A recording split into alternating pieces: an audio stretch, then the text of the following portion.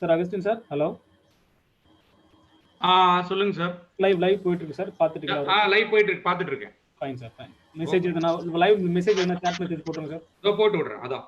Fine sir.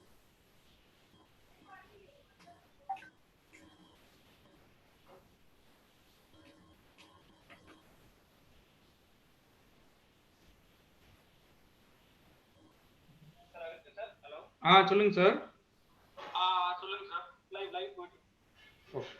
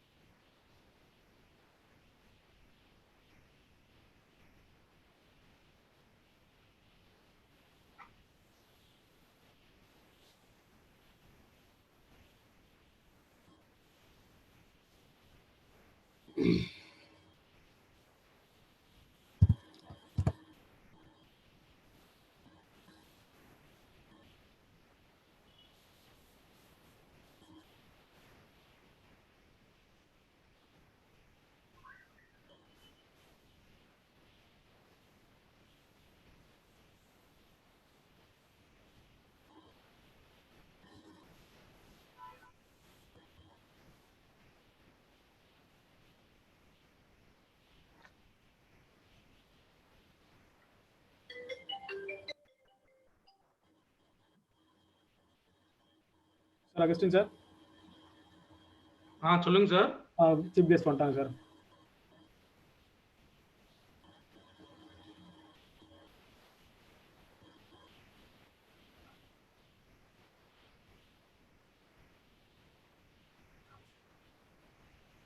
Hi, good afternoon, everyone. Good afternoon, good afternoon. Good afternoon, ma'am. Welcome to DGVC. Yeah. I'll just be on with my video at 2, so please. Yes, ma'am.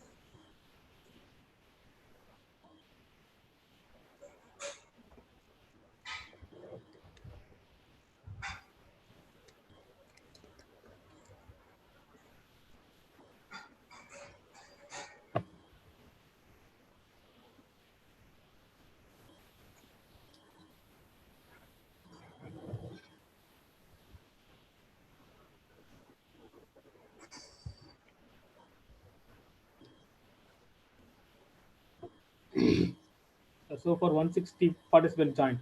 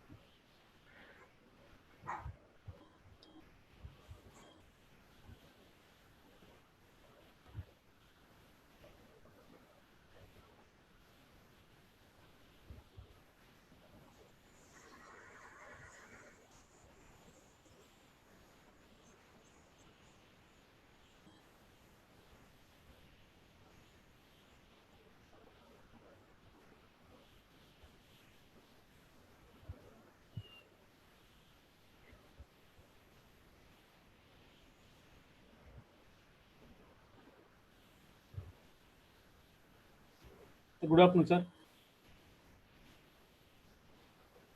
Sir, good afternoon, sir.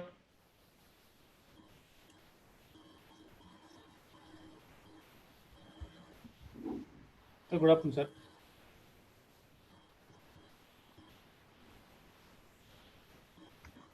Very good afternoon, ma'am. Very good afternoon, ma'am.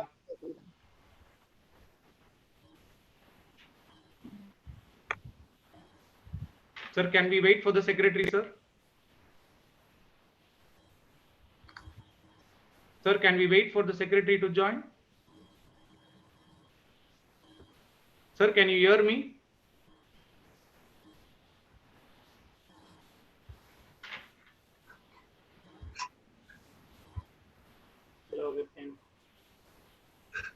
Sir, good afternoon, sir. I think Augustine, let's wait for sir to join. Yeah. Yes, sir. Yes, ma'am. Yes, ma'am.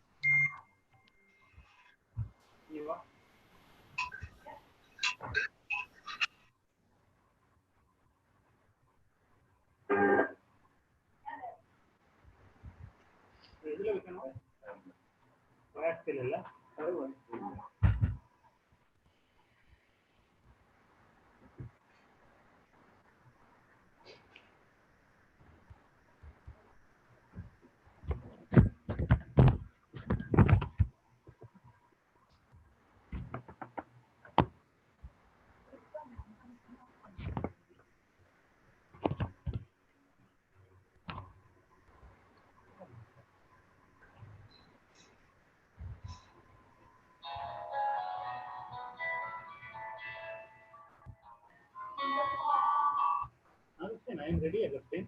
Yeah, can you hear us, sir? Yeah, I am hearing you. Okay, okay, sir. Thank you, sir.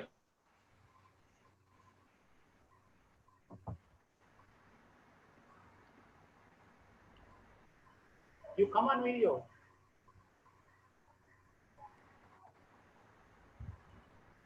Sir, can we wait for the secretary? Secretary said yes, he is joining. Okay, sir. Okay, sir. Okay, sir. You can meet Vimal Ra, ma'am. She's there. Hello, ma'am. How are you? Hello, sir. Nice to meet you. Yeah. Although virtually, but this is, What a way to meet. no one ever imagined, sir, this phase Yeah. will come. Yeah, exactly. But I think we are able to realize the potential of these technology and Yes, yes. better connect at far places, which otherwise we would have thought that okay, we cannot. Yes, yes, yes.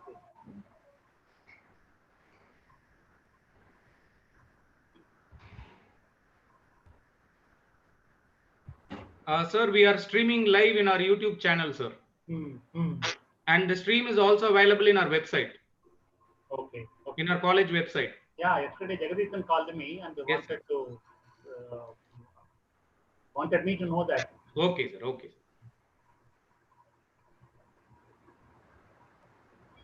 So, are there any student participants also, Augustine? No, ma'am. This is Okay, all teachers. All teachers, but we have a few student participants too. Yesterday, I received a mail from a 7th grade student from New Delhi Okay. requesting me to accept his registration, and we have accepted his registration. I see. Good. Good afternoon, sir. Our dean has joined. Good afternoon, sir. Sir, you are not audible. Please unmute yourself.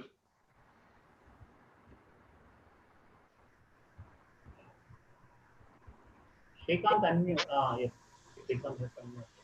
Good afternoon, Jai Shri Krishna to one and all. Good afternoon, sir. Sir, please switch on your Yes. video, sir. Fine. How are you?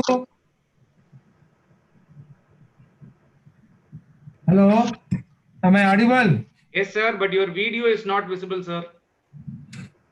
1 minute.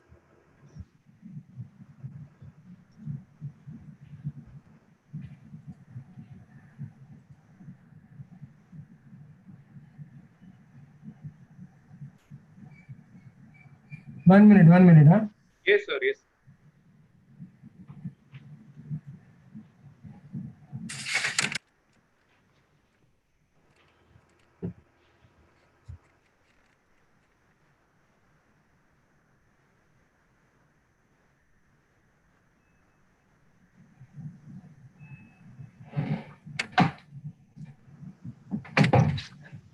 Kavita.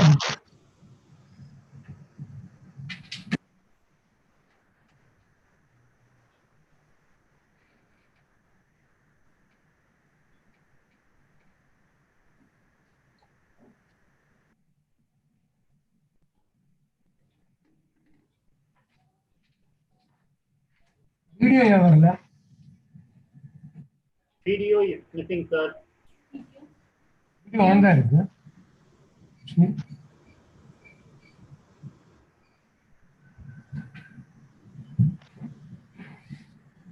வீடியோனா உங்க face தான் வருது sir. என் face வரணும். உங்களுதா? ஆமா. நீங்க வரணும். உங்களுக்கு தெரியுதா உங்க ஃபேஸ்? இல்லையே. இங்க வந்தா தான் நல்லா இருக்கும்.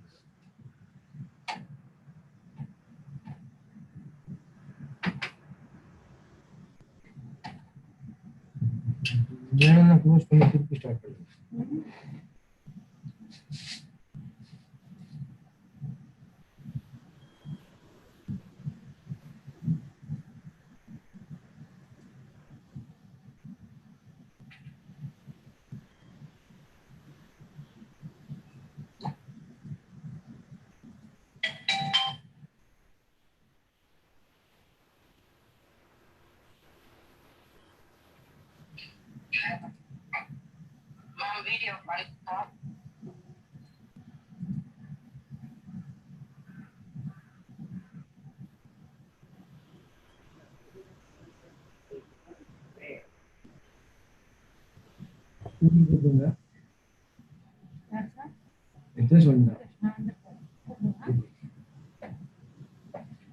Surya sir, you can switch on your video.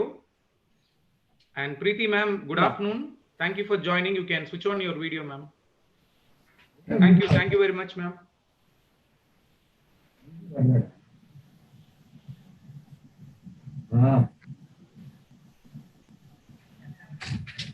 Video வரலையே. Good afternoon. Thank you so much. Yes, ma'am. Thank you, ma'am. इसको ब्लॉक करने वापस कर. Hello, ma'am. Hi, Preeti. My video is on actually.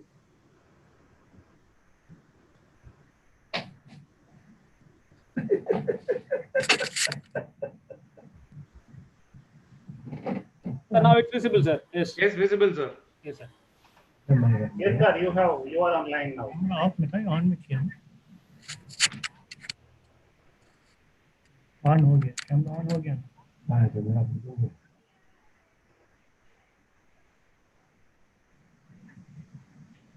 ये कैसे रहेगा इसमें? मैं अभी कॉलेज में आया.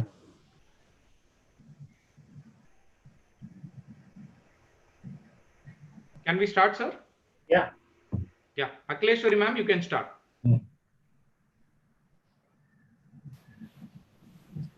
हाँ ठीक है चलो.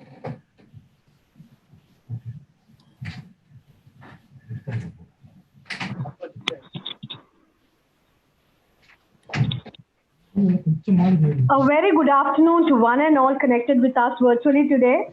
I welcome all of you to the 3-day national level virtual training on ICT competency for higher education teachers. I deem it a great pleasure to welcome Shri Ashok Kumar Mundraji, Secretary, DG Vaishnav College, and Dr. R. Ganeshan, Principal, DG Vaishnav College. My hearty welcome to the guest of the inaugural session, Dr. Vimal Rao, Project Head, GAD Teaching Learning Center of MHRD, Government of India, and Senior Assistant Professor, Department of Chemistry and Forensic Science Unit, SGTB, Khalsa College, University of Delhi.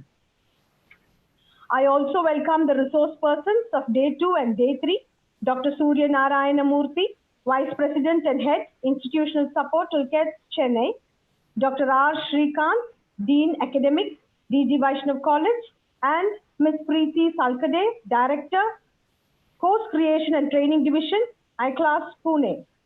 A special welcome to Dr. T. Agustin Arul Prasad, IQAC Coordinator, DG Vaishnav College, the convener of this training program. I hope all of you are safe and in good health. We shall now start today's virtual training on ICT competency for higher education teachers with the inauguration. We shall begin the inaugural session with the invocation of God's blessings through a college prayer song. सत्यव्रतं सत्यपरं त्रिसत्यं सत्यस्य योनिं निहितं च सत्ये सत्यस्य सत्यं धृतसत्यनेत्रं त्यात्मकं त्वां शरणं प्रपन्नाः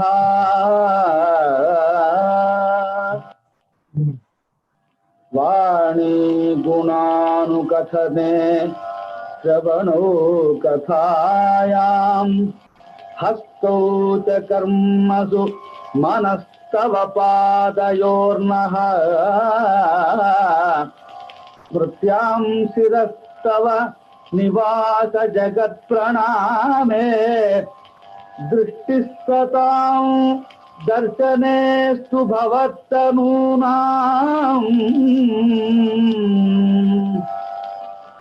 नमो भगवते तस्मै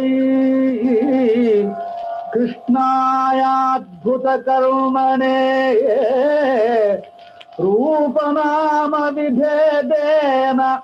रूपनामविभेदेन जगत्क्रीडति यो यतः ॐ शान्ति शान्ति शान्ति सत्योरत. Thank you.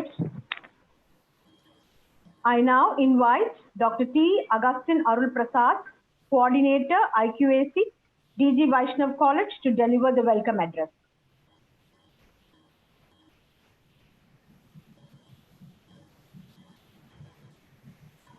Unmute. Sir, Agustin sir, please unmute yourself. Sorry. Respected Chief Guest for this inaugural session, Dr. Vimal Rao, Project Head, GAD Teaching Learning Center of MHRD, Government of India, Honorable Secretary of our college, Shri Ashok Kumar Mundraji, respected Principal Dr. R. Ganesan, respected Dean Dr. R. Srikanth, our beloved guest for the day, Dr. Surya Narayana Murthy, Vice President and Head Institutional Support, ULEDS Chennai, and Ms. Preeti Salkade, Director, Course Creation and Training Division, My E-Class, Pune, respected principals, vice principals of various colleges across India, respected deans, registrars, assistant registrars, controller of examinations, and directors across India, and my dear teaching fraternity. I extend a very warm welcome to all for this 3-day national virtual training on ICT competency for higher education teachers. I also take this opportunity to extend a cordial welcome to all the head of the departments and faculty members of my own institution, DG Vaishnav College.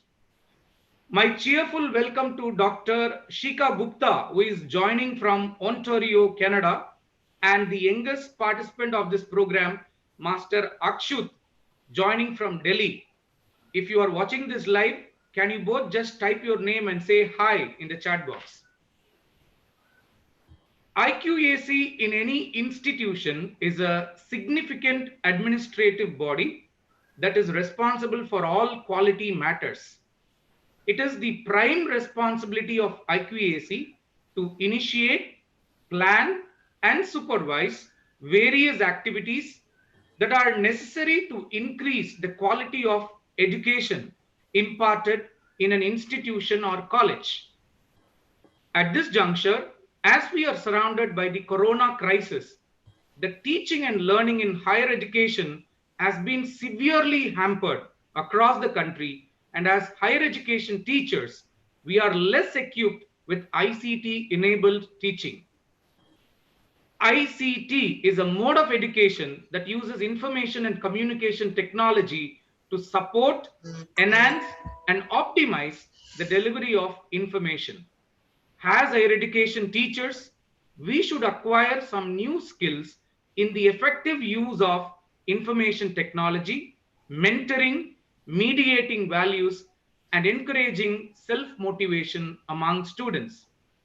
We should also systematically evaluate our students' activities and should become a key to the successful implementation of personalized learning.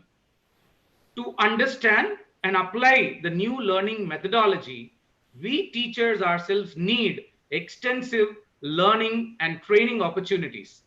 So, we had conceptualized this workshop to create this opportunity for the teaching community, and the response was amazing with 1,300 plus registrations across Pan India.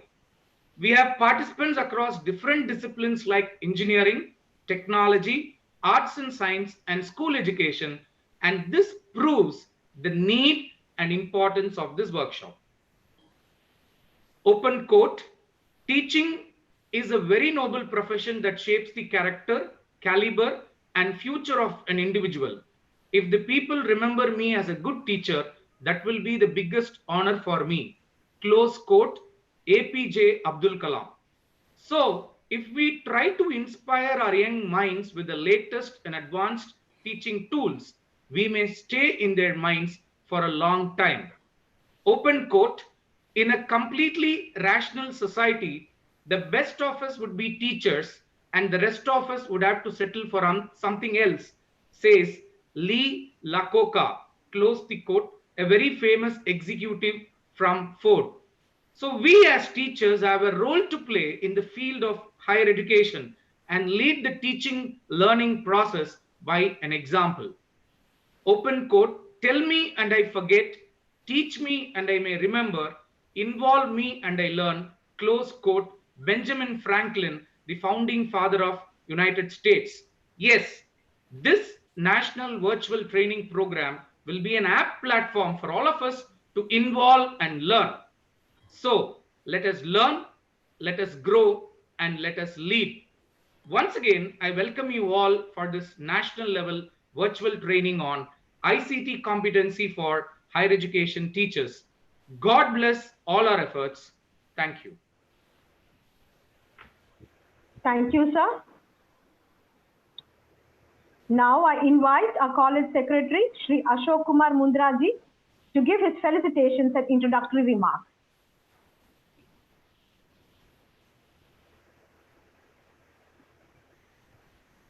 Unmute yourself, sir. Please unmute yourself. Unmute. Okay. Yes.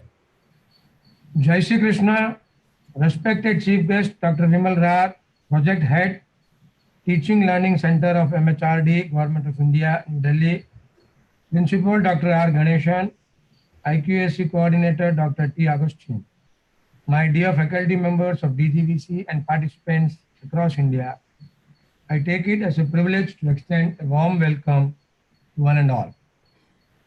We all know UGC has instructed the higher education institutions to conduct classes online. In today's scenario, it is important and essential that teachers completely equip themselves for the growing demand in online teaching and the digital changes and face the challenges in it with positivity. I feel that this is a time where teachers should create benchmark and standards in the teaching learning process. To achieve this goal, they require training. The IQAC of our college has conceptualized this program to provide educators with transferable knowledge and skill that impact teaching and learning practice using ICT. I assure you that this national virtual training on ICT competency for higher education teachers will certainly help you to move forward in your teaching technology, methodology, skill development, and above all, will provide a platform to deliver courses effectively. I congratulate the organizers, the IQAC of our college, for their timely intervention in quality enhancement. I wish all the participants a fruitful learning and all the best. Thank you. Thank you, sir. Now I invite Dr. R. Ganeshan, Principal, DG Vaishnav College, to give his felicitation. Jai Shri Krishna, a respected and honorable chief guest and the speaker of the day, Dr. Vimal Rao. The other resource persons, Ms. Preeti, Suryanarayana and Mr. Suryanarayana Murthy. The coordinator, IQAC, Dr. Agustin Arulraj. Dean, respected secretary of our institution, but for his inspiration, I think the entire exercise would not have mattered, would not have materialized rather. My colleagues, HODs, and my friends, and the participants all around the globe. Very good afternoon to you all. In fact, in the last 4 months, things have become almost to a grinding halt. Things came to a grinding halt in the middle of March, and it is now 4 months. We haven't had much of social or political or economical, even academic activity. Of course, politics has been going on. But academic cannot come to a grinding halt this long. With the kind of technology that's been in vogue, rightly so, technology has stepped in. In fact, our institution was envisaging ICT, information communication technology tools for everyone. Incidentally, before the lockdown, we had a small workshop on ICT that was carried out by one of our faculty members, and we are now reaping the fruits of this training, because in the last almost a month or so, we have been having online classes.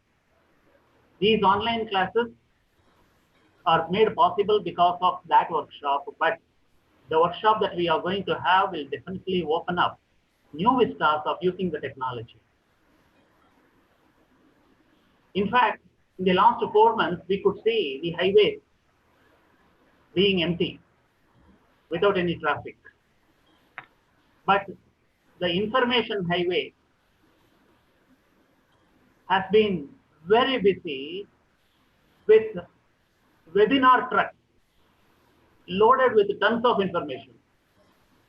We have been having many number of webinars. Almost all institutions were offering webinars. We are right now having online classes.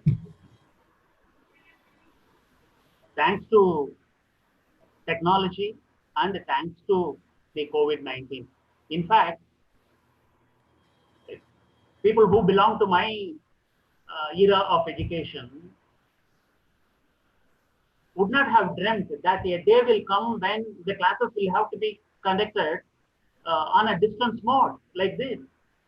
A distance mode that is enabled by technology, a virtual class. With all said and done, I have a feeling, because I belong to that group of teachers, I have a feeling that the teacher standing in flesh and blood in front of the students, having an eye contact, presenting a typical body language will definitely help the student, because a teacher is not only a person who purveys information. He is much more than that. In fact, the Sanskrit captures the dimension of teachers, the qualities of a teacher. A person who teaches only information, who provides only information, it has several words. It's known as adhyapak. A person who gives information with knowledge is called upadhyaya. A person who has very in-depth knowledge in something, in whom you can have a counsel about a certain field of activity, is a pandit.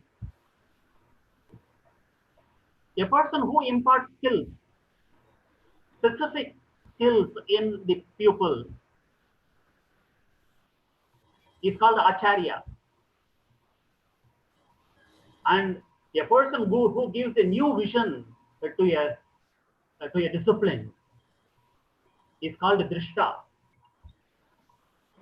And a person who opens up the wisdom of the student, who takes him from the dark to light, darkness to light, is a guru. And I hope all our teachers will take this last role of being a guru. Of course, it is good to have the information online and learn, but ultimately, the teacher who is going to be present physically going to matter a lot for the students to get inspired. It is then only the teaching gets the soul. Then it becomes a soulful teaching. Of course, without equipping ourselves with adequate technology and ability to reach out students, we will be lagging behind. And I must congratulate our IQAC for arranging this workshop, a 3-day workshop in which hands-on training will be obtained by all the participants. I understand there are 1,200 nearly 1,300 participants registered. That is phenomenal. And every academician under the sun, you name it, registrar, principal, vice principal, as our organizer just now mentioned, including a 7th grade student, as registered for this program. And I am very, very sure, and it has to be that way, that this program will be immensely helpful to all the participants, and they will have another arsenal in their possession to make teaching very effective.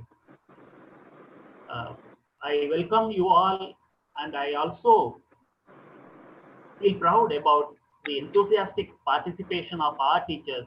Almost all the teachers have registered today and are going to be part of this for all these 3 days, and definitely will become a better teacher with the technology by their side. Thank you very much for making me part of this. I once again thank our secretary for having inspired us, having given us permission to do this. Thank you very much. Thank you, sir.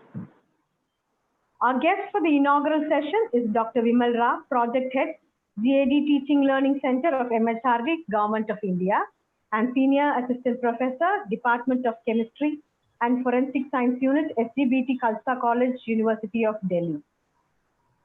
To introduce Dr. Vimal Rao, she holds a MSc and a PhD in chemistry and a postdoctorate from IIT Delhi. She has around 25 years of teaching experience in various institutions, and presently she is a Senior Assistant Professor, Department of Chemistry at Khalsa College, University of Delhi. She also has 14 years of research experience, and her fields of specializations are organic chemistry, forensic chemistry, e-learning and educational technology, and science education. She has worked for a decade in e-learning companies. I will request Akileshwari, please. I think this information can be found. So please, humbly, yeah. Okay. Briefly, yeah. Let's use this time in more interactions. Yeah. Okay, ma'am. So we have somebody who has an extensive experience and an apt person with wide knowledge and experience in having handled ICT tools, who has run projects, who has been part of national level committees, which focus more on online training and learning. So ma'am, we are very, very proud to have you with us today. It's indeed a pleasure. And I invite you now to deliver your inaugural address. Over to you, ma'am. Thank you so much, Akileshwari, and good morning to one and all. Most respectful, respected Shri Ashok Kumar Mundraji, Secretary DGVC, Dr. R. Ganeshan, Principal, DGVC, Dr. T. Augustine, Coordinator, IQAC, all the deans, head of the department, senior administrators, all regards to you. All the resource persons who are going to be in this 3-day workshop, which is correctly themed. It is ICT competency for higher education teachers.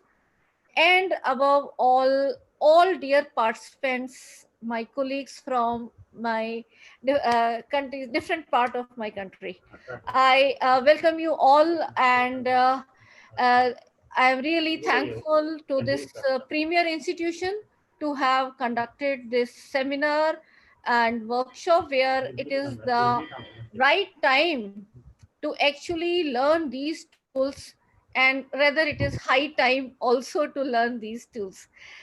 So with these words, I will take you to my presentation. And before I give my presentation, where I'll be talking about very briefly about the e-learning, and more importantly, the new roles of teachers which we have to embrace in this technology driven higher education, I will start with our one very I'll say one of the best creation in terms of e-content, which can actually transform the way teaching, learning, and even trainings can happen.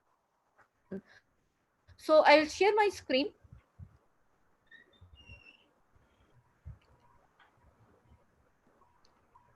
And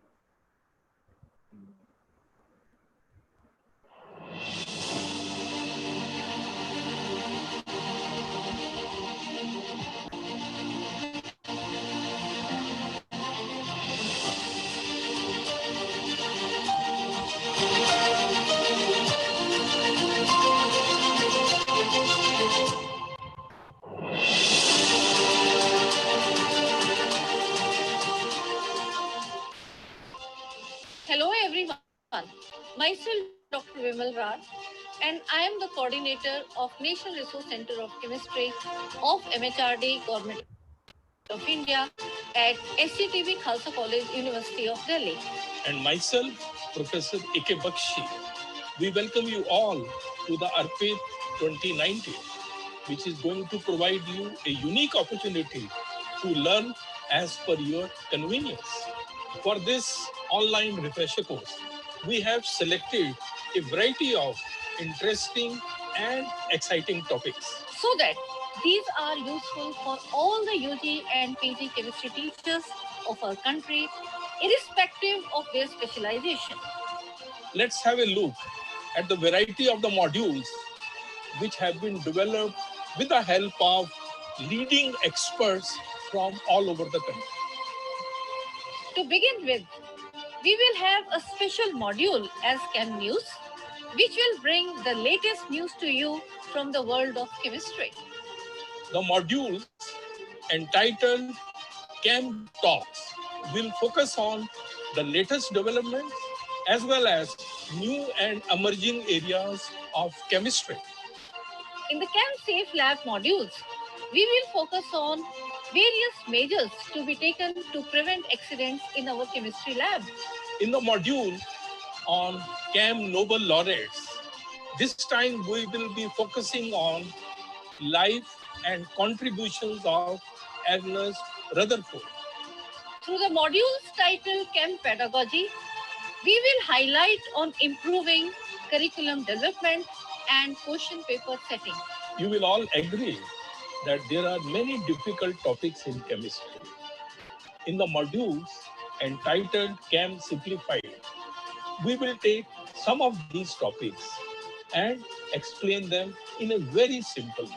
To commemorate 150th anniversary of periodic table in 2019, we have introduced in this course one module entitled Chem History. Another interesting module of this online course is going to be Chem Industry, in which this time the focus will be on pharmaceutical industry and career options for our chemistry students. In the Chem Error module, we will explain the correct usage of the SI units. There are going to be some other exciting modules as well, like CAM misconceptions, CAM applications, CAM ICT tools, and CAM Quest. We request all the higher education chemistry teachers of the country to enroll in this online refresher course. At the end of the course, there will be a MCQ based test. And if you qualify it, you will be eligible for points as well as promotion under the career advancement scheme of the UGC. But dear colleagues, more important than points or promotional requirements, let us self-learn on lifelong learning basis and take our education system to greater heights. Jai Hind. Jai Hind. So I will start with these words, that my humble request to all my colleagues from higher education, that irrespective whether we need these trainings or not for our promotion, but we needed to enhance our education system. So we have been creating online teachers course under ARPIT. I'll be talking about that and how you can benefit. It's not only for chemistry teachers, chemistry because we have the mandate, but it is for all subjects and the new dimensions for you and your learner.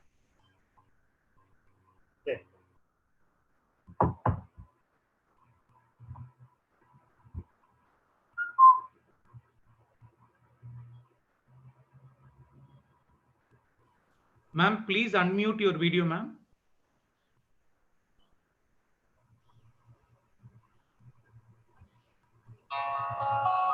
Hello, can you hear now? Hello. Hello, can you hear?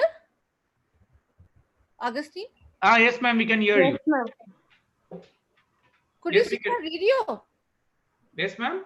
Could you see the video which yes, ma'am. Yes. Okay. So I'll just share my screen again.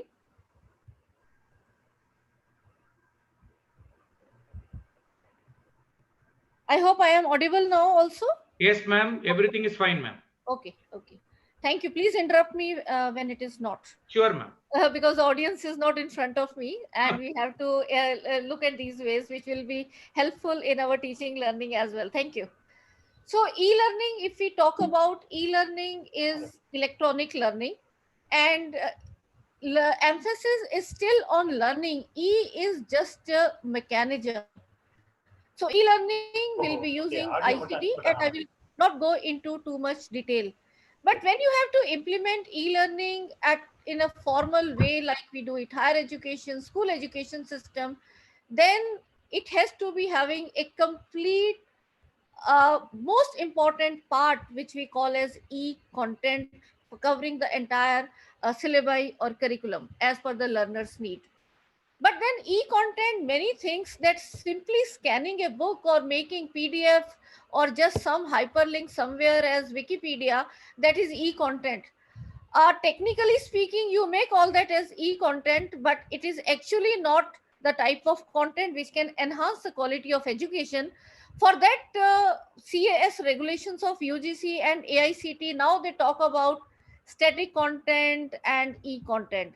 So what is static content? Is something which is printable, yet digital, text, valuation, quizzes, graphs, equations, and so on.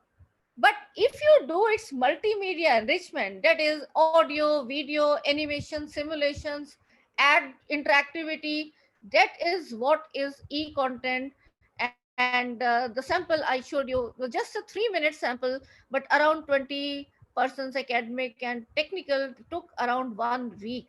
So it has to be really learner centric, something which can make it very interesting, exciting, and yet making the learning very simple for even a below average learner. And for that, we have also myself and Professor Bakshi, who is the chairman of our centers and vice chancellor PDM University, we have given a model of 4 quadrant under the EPG Pathshala project for UGC and MHRD. And now this model has been taken for MOOCs as well. So here there are 4 quadrants for every module. And what is a module? Module is almost equivalent to 1 or 1.5 hour of classroom teaching that we do. That in 4 components is what is 4 quadrant. And what are these 4 components? As you can see here on the screen, one is the self-learn. Self-learn are the 25 to 40 minutes video lectures where you have speakers, you have visuals, you have animation, just like the sample I showed. And that is there where the concept is explained, and you have all the interesting things that you in the class, plus much more many things in the form of animations and making it simple. But then that's not all. Through that only learning cannot happen. So there is a e-text where there is a detailed write-up, and this you can take it analogy to your notes or books, textbooks and so on. And then no learning is complete without formative as well as summative assessment. So self-assessment for every module component has subjective as well as objective question. And in objective, I would like to highlight here, because when you put these into tools like LMS, then in order to have meaningful interaction, it should not be just that this is correct answer and this is wrong. There should be feedback for correct as well as incorrect option. And that is what we always say, that when you're making questions, then do give the feedback so that the student, even he or she is not in front of you, using these technical tools, will be able to interact. And then there is no more, which is taking the higher education student on his or her own towards lifelong learning and creating interest toward that particular subject to pursue higher studies. And that's where we have suggested reading, web links, value addition, and something like points to ponder, interesting facts. Did you know these are the Nobel laureates who have created developed these techniques and so on. So all the information which is required around that topic to make it more meaningful is the 4 quadrant approach in e-content. And e-content, you can still say it can be still available only for one module, but when you have to make it a meaningful uh, course, then we have to put it into MOOCs that I'll be talking about. But before that, very important stages where we have developed entire e-content development methodology, that it is not that you have some notes written and you start speaking and create videos like TikTok. These are more they have to be more responsible videos coming from us as academicians. So there has to be proper authoring, plagiarism checking, reviewing again, language editing, scientific editing, just to name a few, because these content will remain for posterity. We may or may not, we definitely will not, but these content will be there. And so we have to be really responsible when we are creating this content, because this medium has power to amplify both the negative as well as positive. So we will like that there should not be any conceptual errors, something which will take the learner into negative. In our routine class, we may say, okay, yesterday I gave this information wrong, let's correct it. But once these videos are in public, then we should be very, very critical of us checking whatever we are going to record on videos and finally put them into these high-end videos. And going through this rigorous process, our team has developed more than 89 postgraduate courses in these 6 subjects. And all of you can start using not only these 6 subjects: chemistry, commerce, psychology, economics, forensic science, and business economics, where our team has developed this content in 4 quadrant format, but you have also available many other subjects now. And this work, as our team we have done on Center for E-Learning, which is a unique initiative where we academicians came together, coming with the experience of 10 years of working in the e-learning corporate world. I somehow destiny took me into that and knew the nuances of the technical part, and we thought that rather than giving it to vendors who will do our video editing and recording, we will do on our own. So we created our studio, and we have own internal team who does the editing, so that we as academician, we know it's just like my house, that I want my furniture to be this way, and I will be guiding that this is how it has to be done, because it's my requirement. And in school education, still private companies are doing by taking freshers, but in higher education it is challenge, because what, with 25-30 years of experience, we need those type of senior academicians working in team with junior teachers who are more tech savvy, and that's the model we have evolved. And all this content you all can get benefit at enflipnet.ac.in. Coming to MOOCs is more structured way of e-learning. Content, you can have just quizzes and say it is content, or just video and content, or even if it is four quadrant. But when you have to deliver entire program, so MOOC is the delivery of e-content. E-content is just content which can be watched by learners without teachers. But in MOOCs, the role of teacher and the learning management system which will be delivering this content is becoming, is very, very important here. So many teachers are having the impression that somehow these MOOCs will replace. No, MOOCs are empowering you, where you can use them in your supplementary learning. And if you are the course creator of the MOOC, then you are there who is mentoring, continuously guiding, interacting, assignments, activities, and so on. And uh, when we talk about MOOCs at the national level, still there are challenges where the teacher and student ratio is a problem. But when you are implementing in your own classroom and institution, I request the administrator to make small groups. You cannot have 60 students and just they watch and go. The interaction is very important, as rightly said by Principal Sir also, that it has to be the meaningful interactions, and the way the students, even by watching at them, we come to know, and that watching can be done through this, but in a small group where the student and teacher can be through these interactions. So MOOCs are massive open online courses, and in spirit massive because you can have unlimited number of enrollments. Open because anyone can go for learning, but then if it is for credit and earning some certificate, then there are pre-requirements which these MOOCs have to be fulfilling for the learner. And if we talk about MOOCs, actually will be making learning learner centric and interactive, and they will have the capacity to change the face of education in our country. These are the various national coordinators who are developing MOOCs, realizing the potential that now we need MOOCs from 9th class onwards. So all of these are doing the MOOCs preparation. And you can also apply for projects and get MOOCs for you. And all these MOOCs are available on SWAYAM portal, which is swayam.gov.in, and you can get benefit from these.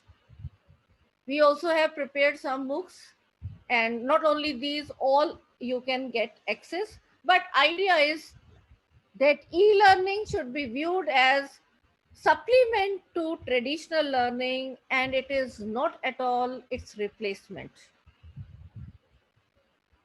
India, if you look from last one decade, and rather even 2 decades, when NPTEL project started, has been working in these lines.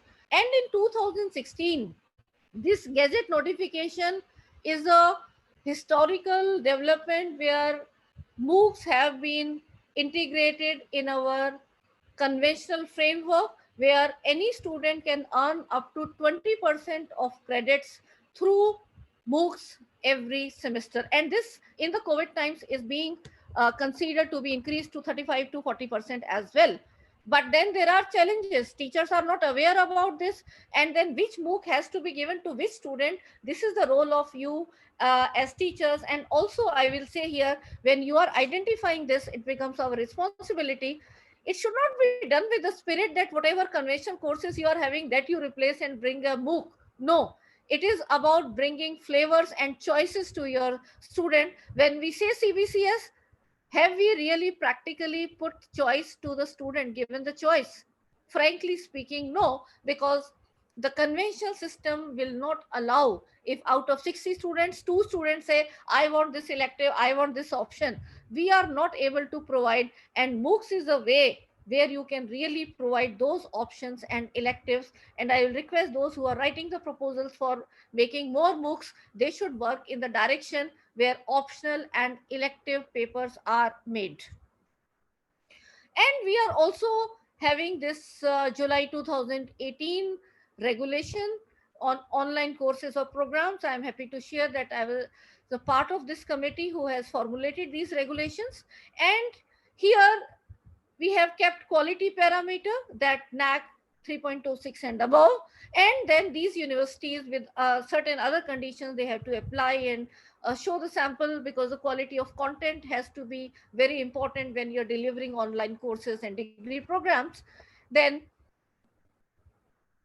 how you go about, where are the teachers who will make this content and where are the teachers who will be disseminating. So there is definitely a need for teachers to be tech savvy, because don't be in the impression it is not like a TV that the channel is. And I really don't agree with some of the schemes coming where on TV it may be some value, but simply that is not the learning happening. There has to be meaningful interactions between teachers and student. And as teachers, we have to be empowered with these technologies, and we should be able to use this content in order to enhancing the quality of education and looking at the learner's requirement.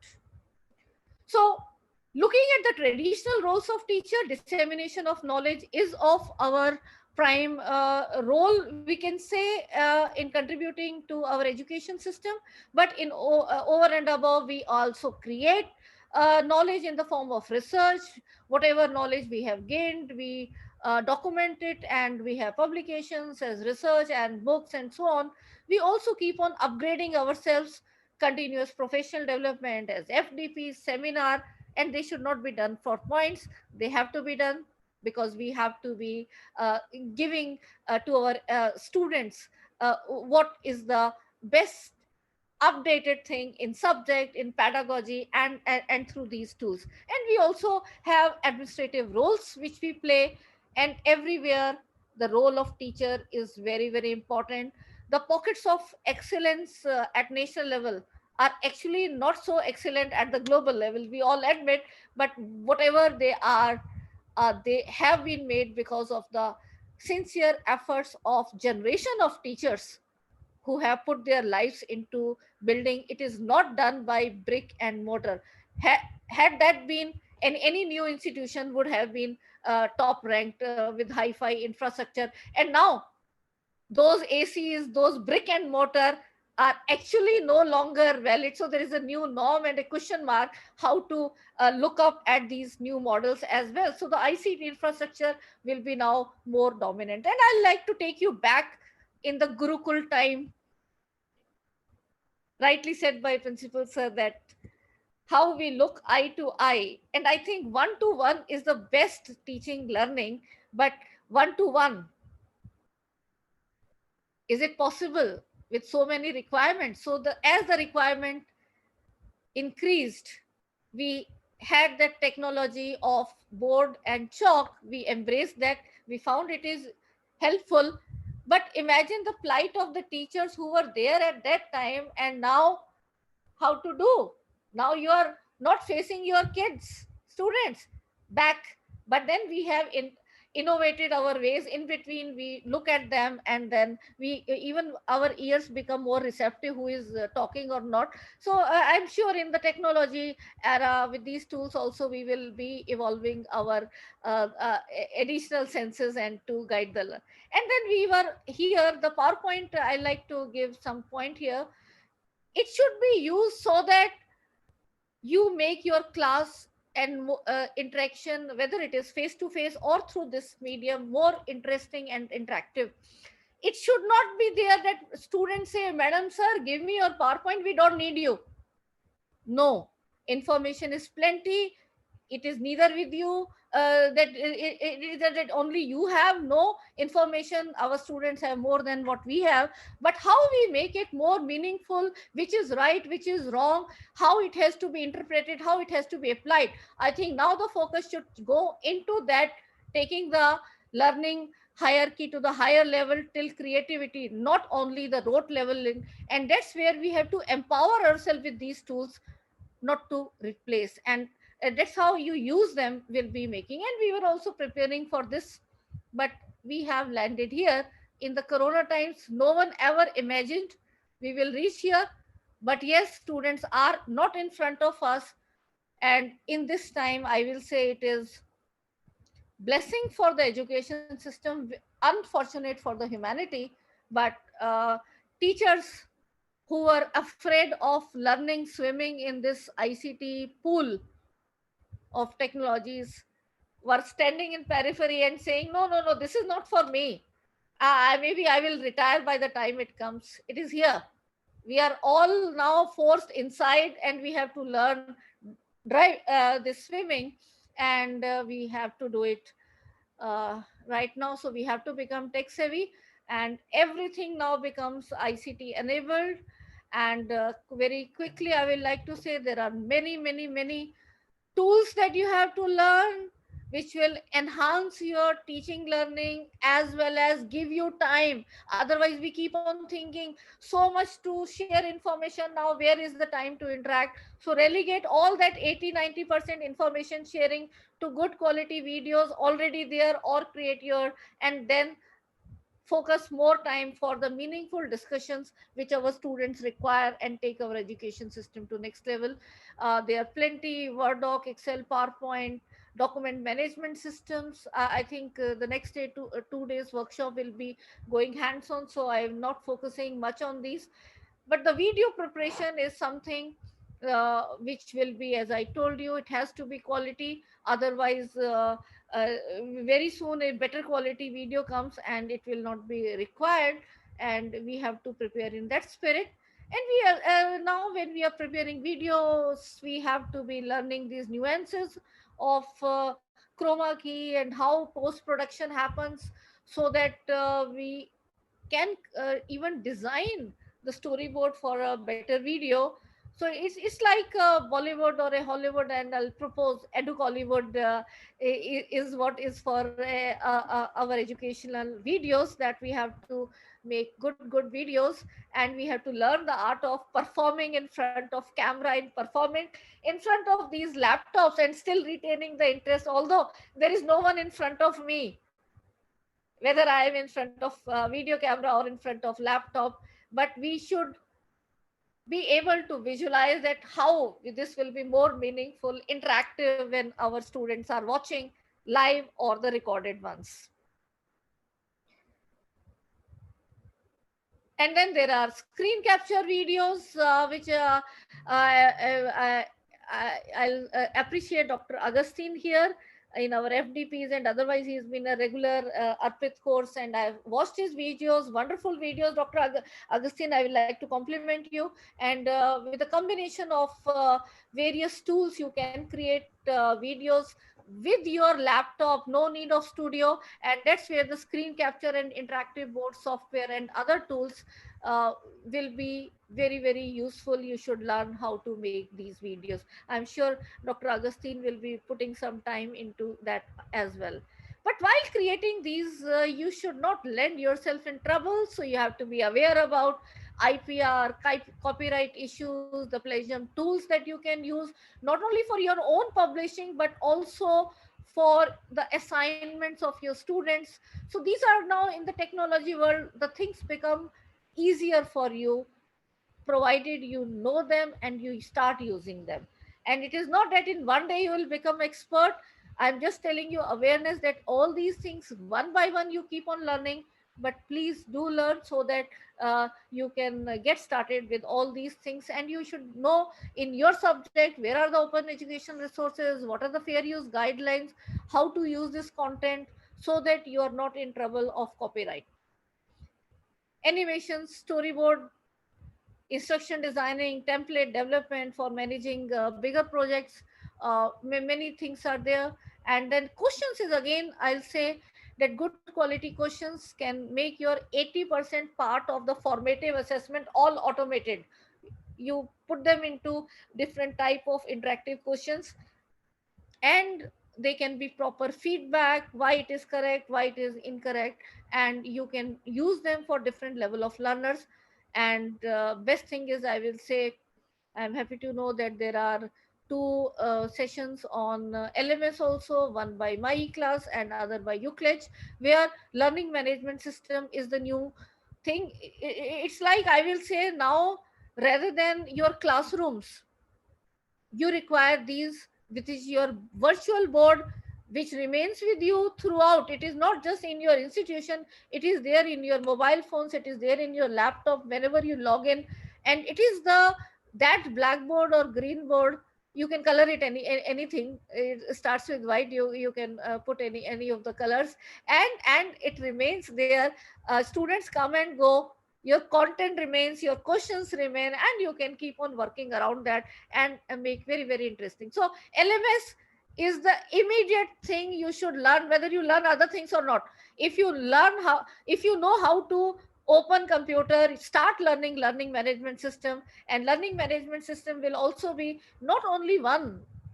You have to be enrolled in your institution level LMS, your LMS. There will be opportunities like SWAM or my class is offering, where you can have national level resources, or you can have your own publishing as a group of teachers or individual. Just like book publishing, book is just static. Imagine here you have your videos, you have interactive quizzes, and you can even interact with the learners. So that's the new norm of publishing, which will be, which is reality now. And you have to know your subject specific requirements, because the needs of Hindi teacher are different than a chemistry, than a commerce, and so on. So what subject specific resources, what library resources, what collaborative tools you can do between your, so all these things. And the new pedagogy, that is flipped learning. You give that video lecture to the student, tell him or her to come prepare. Slow learners can watch it 1,000 times, unlike your classroom, that even if you wish to repeat, you cannot. So now the student is having these videos, and then in classroom you just engage and then problem solve, discuss, case study, depending upon your topic and subject requirement. And we are doing all these trainings. Our center was inaugurated in 2016 by Smriti Jubin Irani, and we have also designed the faculty induction program for MHRD, where out of these 12 modules, you can see ICT and all has been introduced at the national level. Because right in 2008-9, we had introduced the concept of LMS at Delhi University, our team, and we have been, but unfortunately, even in the last 4 years, we have been calling teachers, we have been giving them some to us lunch, giving them TAs, come get trained. But those who required it for promotion, they used to come, and we could actually motivate others also, but not every center. But now is the need that all of you have to please get trained into these. And we are also the National Resource Center of Chemistry for ARPIT courses, which is annual refresher program in teaching on online mode. It has not started post COVID, already from last 2 years. So all the subject teachers can look for ARPIT courses at SWAYAM, and then they can get benefit right inside your home with your flexibility, still doing your other assignment as teachers, you can get refresher courses online. And the same model now we are replicating for FDPs and these workshops. So this is the some of the glimpses that so what I will say is during and post COVID, higher education is witnessing now major changes. There will be challenges.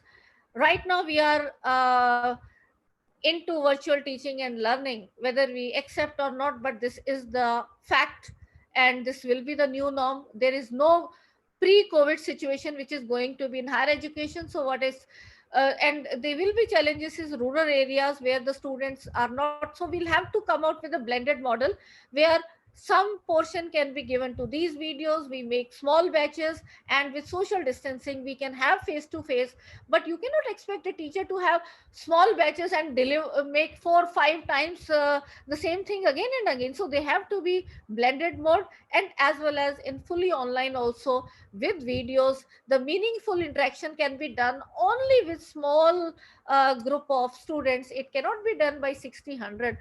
Like right now in this webinar, you are just passive listeners. You are not able to interact with me. So the more meaningful would have been if we have just 10 15 and then we interacted. That's where I think we have to look when we are making decisions at university and colleges level, that we bring out models where there are smaller groups and the teacher and student communication, whether it is face to face or through these tools. The communication has to be there, the hand holding has to be there. Tools are just a medium rather than the four walled classroom which has limitation. Now it's a bigger space virtually, and we have to use it in combination. And we have also to prepare for AI driven personalized learning. So the best of both, one is to one learning, again back, but don't think there are no teachers. Teachers are there, technology layer is there, rather the team of teachers, and then guiding this single learner for different personalized learning. Every student will be having a different curriculum depending upon his or her choice, but that will be possible only when you have a variety of these available, and teachers throughout continuously supporting these learning. And virtual and augmented realities again coming. We have to prepare. This is my and Professor Bakshi's very recent article in May 2020 Science Reporter. Can get access, and we are having 2 batches of LMS training with my class, 17-18 July and 24-25 July. You can get in contact with us and you can enroll. It's a very nominal charges because now ministry has told us to go into sustainable mode, and you can take a screenshot of this. You can join our Telegram link for any latest updates, any collaborative. Will wish that if any of you want to do some collaborative activity, we are uh, positive for that on no profit no loss basis. And you can contact at our WhatsApp number. This is my office WhatsApp number to get any information further. So we feel that continuous capacity building of teachers along with MOOCs can make a better and stronger India in the field of education. And in this COVID times, I think, and post COVID, let us work together to meet these challenges and convert them into opportunities to enhance our education system. Personally, I am very positive that with this we have understood the potential of these technologies and the acceptability. Dear colleagues, I think we all are feeling, yes, this is something, it's not difficult, it can be done. And with these words, I say thank you to all of you, and please keep on learning. That's my humble request, and let's start working on enhancing our education system. And the physical boundaries which are there, let's try to merge. Dr. Augustine is chemistry teacher. I am also a chemistry. We both happen to be organic chemists. So why not my students see his lectures and his students see my lectures. So that's the boundary of diffusion which can happen. Otherwise, I could never have gone into your classroom. But with my videos can definitely people. So with these, I say very much thanks for calling me as the chief guest in this very, very important 3 days workshop. Very much required, and all other colleagues also, please take part in these and do these type of online meeting. Wherever you need our support, we are there. Thank you, everyone. Thank you, ma'am. That was truly interesting. Thank you for pointing out the various avenues that we as teachers can explore. Thank you. Thank you so much. With this, we come to the end of the inaugural session. At this juncture, I wish to express my heartfelt gratitude to Shri Ashok Kumar Mundraji, our Secretary, DG Vaishnav College, Dr. R. Ganeshan, Principal, DG Vaishnav College, for their presence today. I also wish to thank our guest for the inaugural session, Dr. Vimal Ra, for being with us today and delivering the inaugural address. I also wish to thank the resource persons, Dr. Surya Narayana Murthy, Ms. Preeti Salkade for their presence. And I also wish to thank Dr. R. Srikanth, Dean of Academics of DG Vaishnav College, for his presence. I also thank Dr. T. Agustin Arul Prasad, the IQAC coordinator, for delivering the welcome address. Thank you all once again.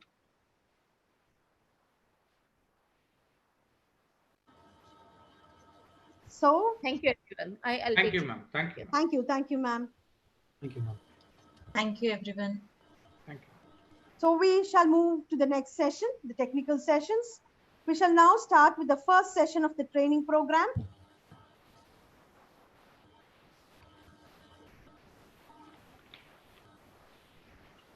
This session is on Google Classroom, and the resource person is Dr. T. Agustin Arul Prasad, Coordinator, IQAC, and Assistant Professor, Department of Chemistry, DG Vaishnav College. He's a person who needs no introduction for the members of the DG Vaishnav family.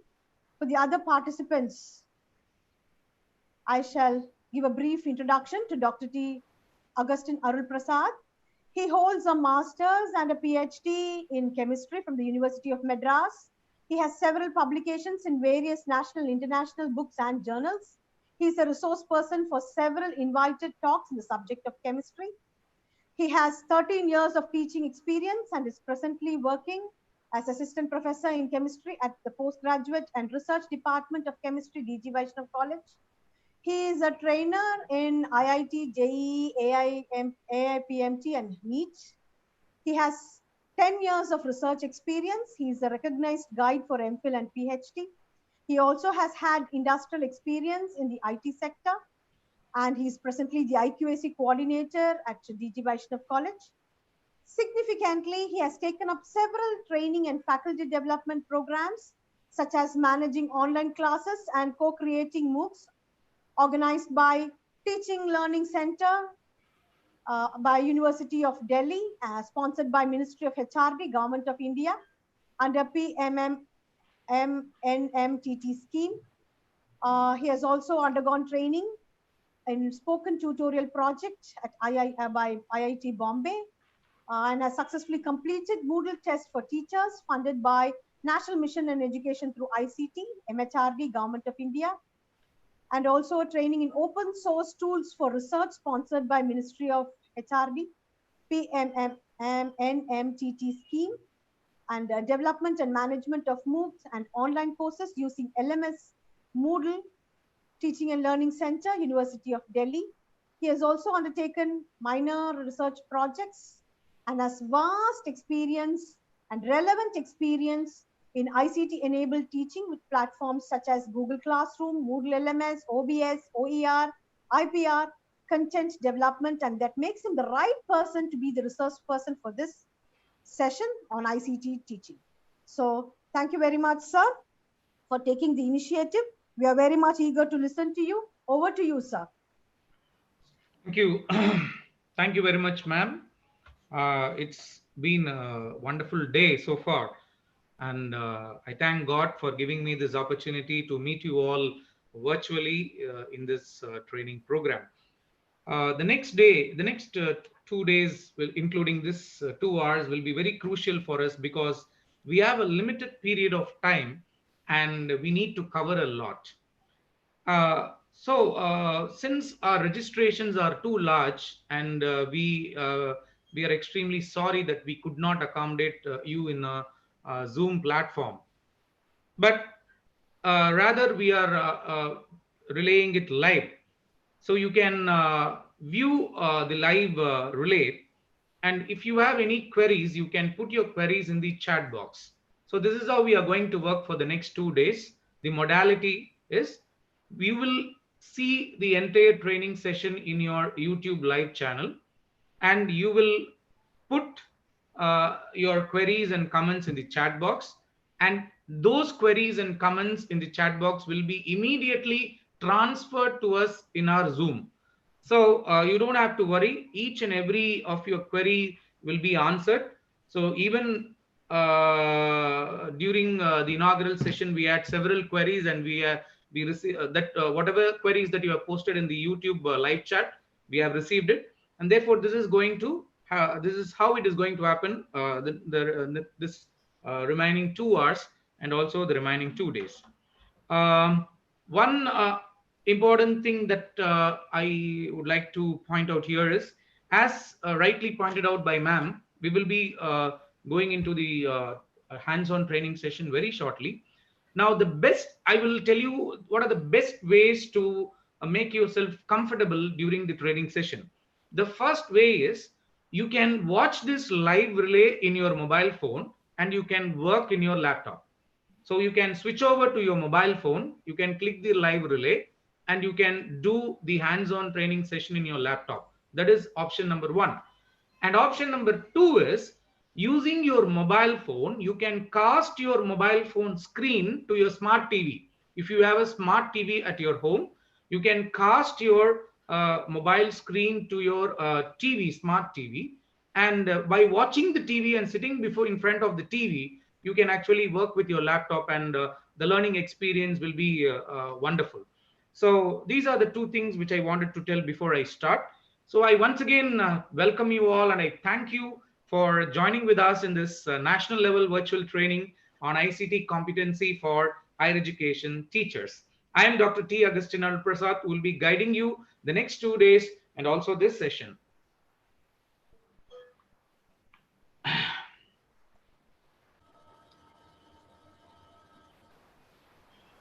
Now, what do we teach? Now, what's important that students understand for the next 40 days, and what's important that they understand for the next 40 months, and what's important that they understand for the next 40 years. So whatever we teach, it has to remain in the minds of our students for a longer time. The impact has to be created, and that impact can be created more when we use an audio visual tool. So as you can see, this is a powerful way to think about academic content, which is ICT. Of course, this leads to the discussion of both power standards and enduring understanding, curriculum mapping, and instructional design tools which teachers use every day. So ICT has become the need of the hour, as Vimal Ramam rightly said. It cannot be an alternative for the traditional teaching, but it can be a powerful tool to improve our teaching learning process. Now, as we have started our online teaching process, let us try to understand that many of us have started teaching using Zoom and a Google Meet. Yes, using a Zoom and a Google Meet, we can deliver our lectures, but delivering our lectures alone does not meet the requirements of higher education.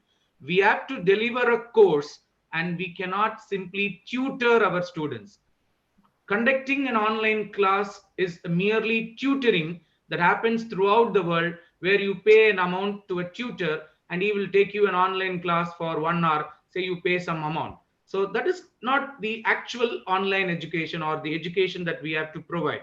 So we need to deliver a course. So delivering a course is something different from conducting a Zoom or a Google Meet. Okay, so are we delivering a course or doing an online tutoring? We need to question ourselves.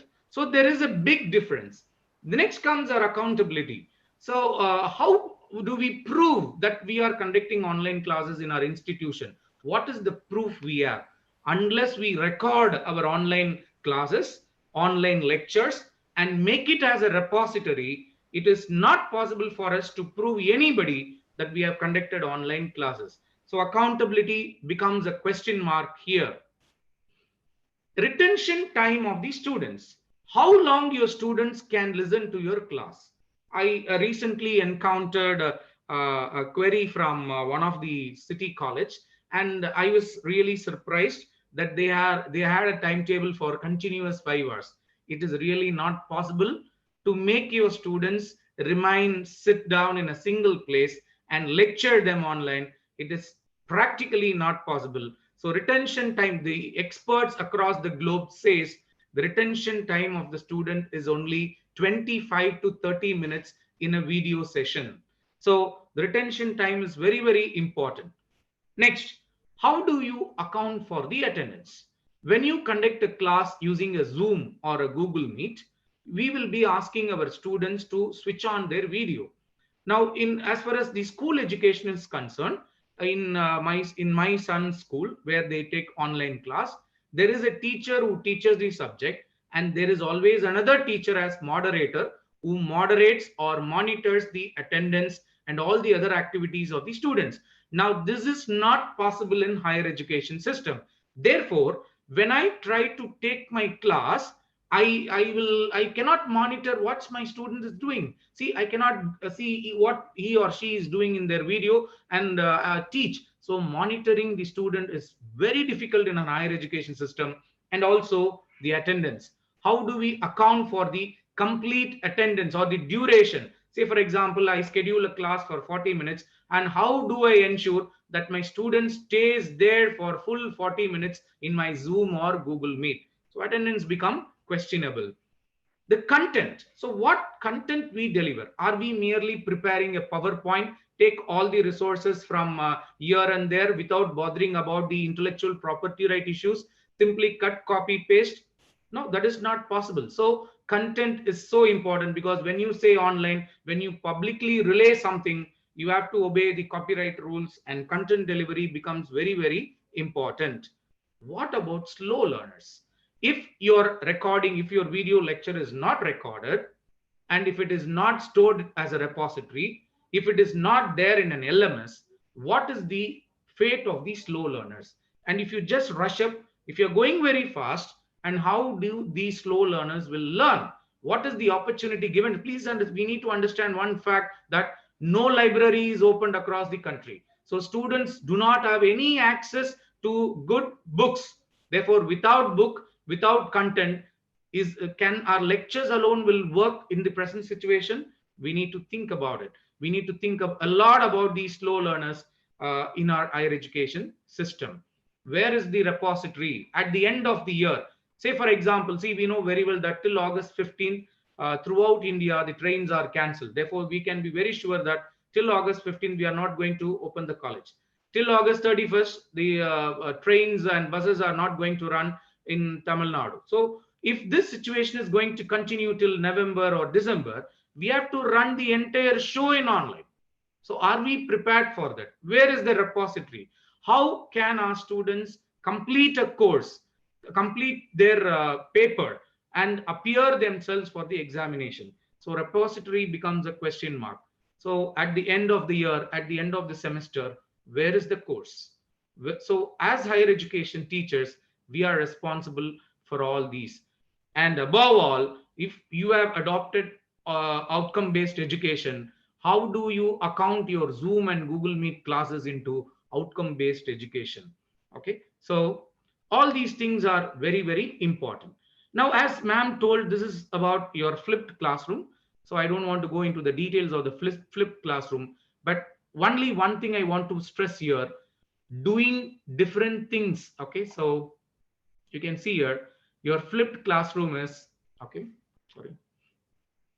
So doing different things and not just doing things differently. Okay, so teaching model in which videos replaces lectures with valuable class time, learning content at home, coming to class to apply what was learned at home, students learning for and by themselves. So all these, this is the concept of a flipped classroom, and what you should do to make your videos simple. So you should keep video simple. Simple means it should be short. The timing of your video should be 8 to 12 minutes. It should be interesting. It should be meaningful. It should be well planned, structured, and organized, and learning. Okay, so it should have at least 2 to 3 main parts, and exciting, where you have your resources, links, and videos. So all these things need to be there in your content. And this is what we are going to understand in the next 3 days. This is a 4-quadrant approach. Now, what we are right now doing is only we are conducting our Zoom and online classes using a video.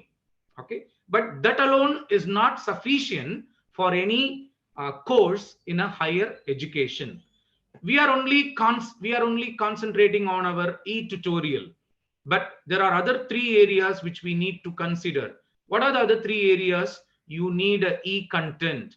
So you need a PDF, you need ebooks, you need illustration, you need video demonstrations, documents, and what's on. So you can add anything here. And your 3rd quadrant is your links. You need to add related links, you need to add open content, you need to add ebooks. Okay, so all these has to be there in the 3rd quadrant. And in the 4th quadrant, you need to have self-assessment. Please, my dear teachers, without a structured assignment, quizzes, problems, online feedback mechanism, your course delivery will not be complete. Okay, so please let us understand that just by delivering my lecture in a mode is not what is the higher education. Okay, so the higher education has to cover all these aspects, where all these 4-quadrant approach has to be ensured. Okay, so thank you very much. We will straight away move on to the hands-on training. So with all these inputs in our mind, we will move. Now, as I told you, I'll be very slow, so you don't have to worry. I will guide each and every one of you in the next 2 hours, so we can work on it.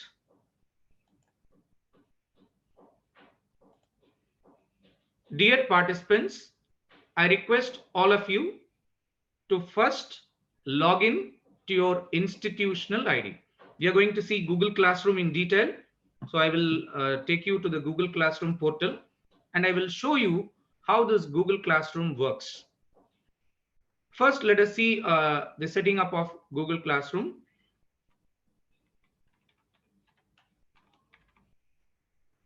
If you have any queries, if you have any doubts, you can always put it in the YouTube live chat box. We have student moderators, teacher moderators. Okay. Dear participants, you can always join in the WhatsApp group. The links are available in your mail. If you have any problem, you please join with us in the WhatsApp and Telegram group. I hope all of you have opened your institutional mail ID. If you do not have your institutional mail ID, no problem. Just open your Google account. Now, in your Google account, you will be having this Google Apps. So you can go to that Google Apps. You can click Google Classroom.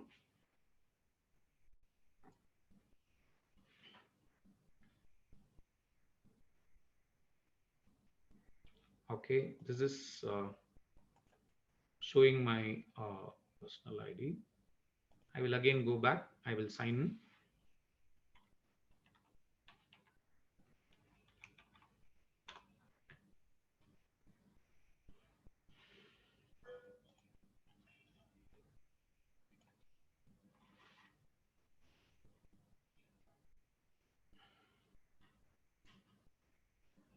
Okay. So I am in my institutional mail ID page. I am in my institutional mail ID page now. You can see I have a Google Classroom ICT competency for our national level virtual training program. Now, if you want to create a class, you can just click this. You can either create a class or join class. Now, as teachers, you can create a class.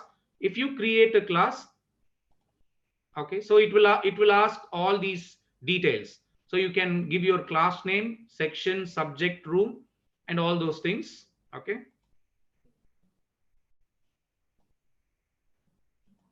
You can see when you use your institutional mail ID, you will fill up all these details. ICT competency for higher education teachers, national level. Okay, so all these things I have written. Now, this is the wonderful feature that has been incorporated in our institutional mail ID. Our Google Classroom is integrated with Google Meet. Okay, so Google Classroom is integrated with Google Meet, and it is also visible to students. Once you are inside this settings portal, don't forget to click this icon on.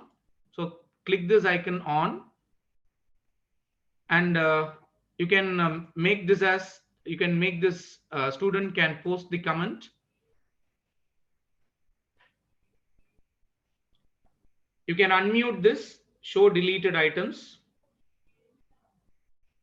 Now coming to the grading system. As you know, we need to have a blended classroom where we have to deliver lecture, we have to post material, then we should also have assignments, quiz, etc. So you have to set this grading system. Now, in order to set this grading system, first click this and make it as total points. I will tell you the difference between total points and weight by category. First click total points, then click the grade categories. You can add a grade. So I will add a grade, assignment, and assignment I will put it as 50 points. Then I will add one more category. I will put it as quiz, and I'm putting it as 50 points. So I have created two grade categories. One is assignment, one is quiz. You can add n number of grade categories. Now, what is this grade category? Okay. If you look into this area, okay, as I told you, there is a total grade pointing system. Okay.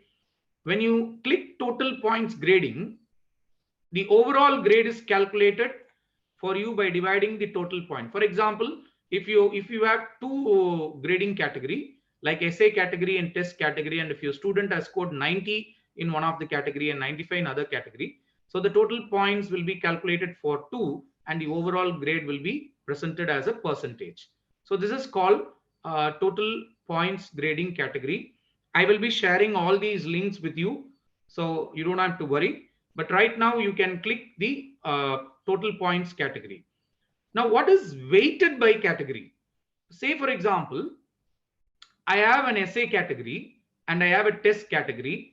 And let me say I have another assignment category and attendance category.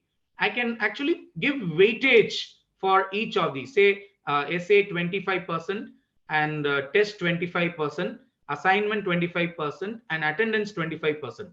So when I enter my marks in all these category, it will take up the 50% of that mark, and it will calculate the score. So my overall score will be adding up, summing up all these four. So 25% plus 25% plus 25% plus 25. And finally, I will get the grading for 100. So either you can go for total points category, or you can go for weighted by category. So this is all about your grading system. So after completing the grading system, don't forget to press the save button. Kindly press the save button. Now, I request all the participants who are watching this program to join into my classroom. See, I'm going to display this. Please go to your Google Classroom and write down this code and join into our training program as student.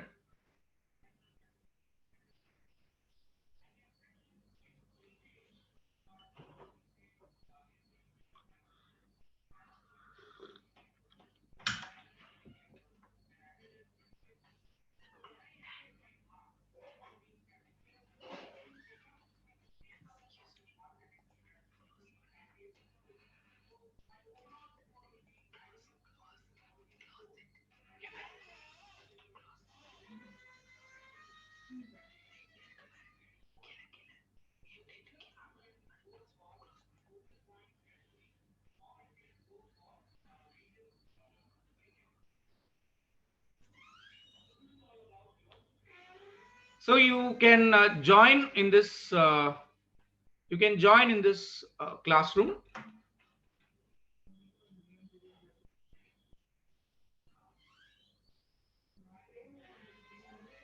Once you have joined in my classroom,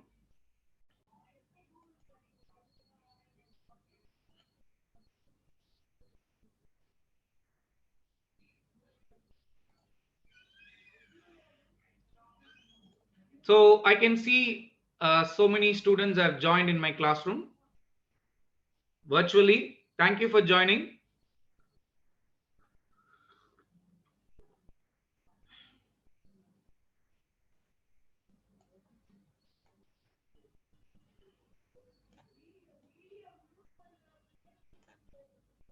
We have participants joining. You can share the classroom code with your colleagues. So right now we have 147 join. Now, if you want to invite students into your classroom, you can always type their name or mail and you can invite them. So that is another way by which you can invite your students.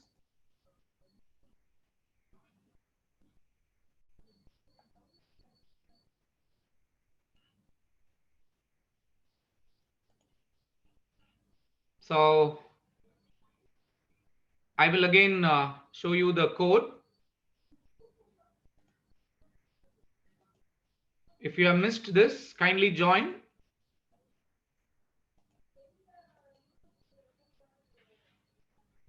Kindly join this Google Classroom using the code.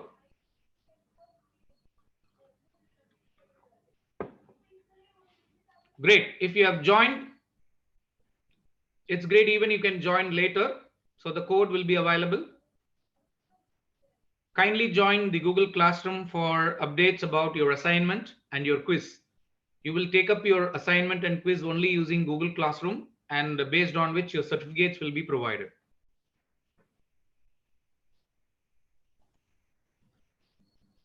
Now,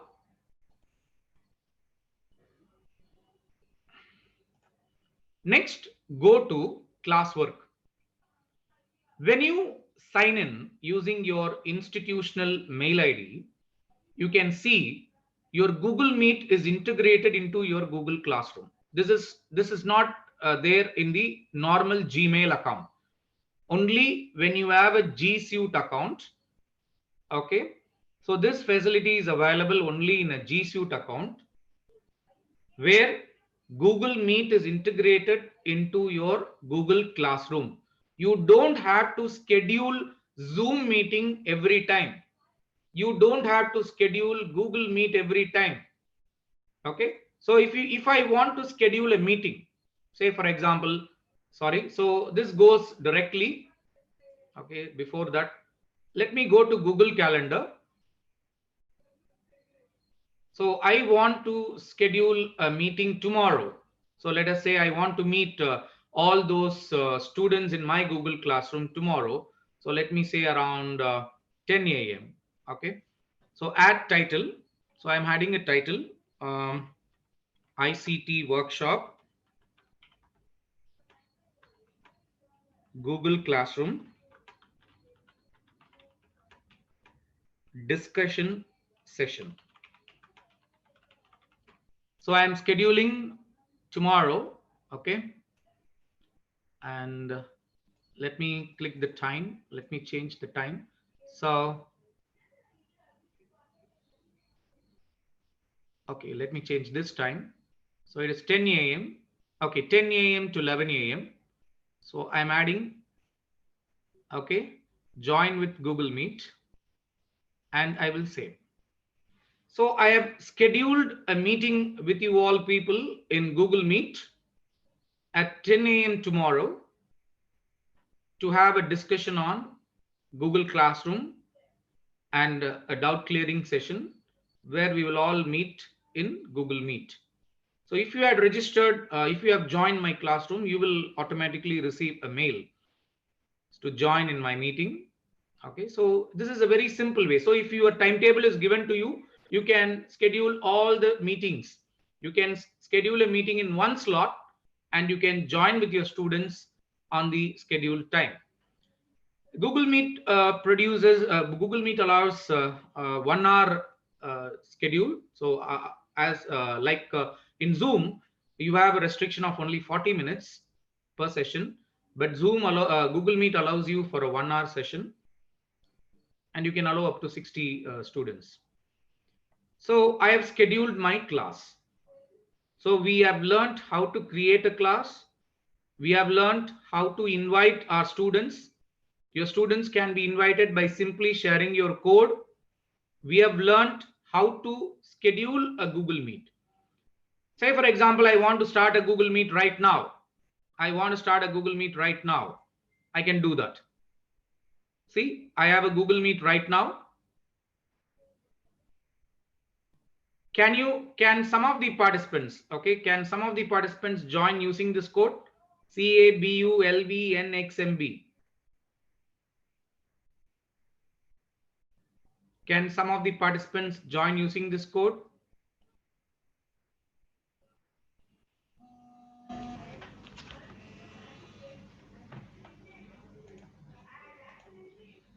Hello? Hello?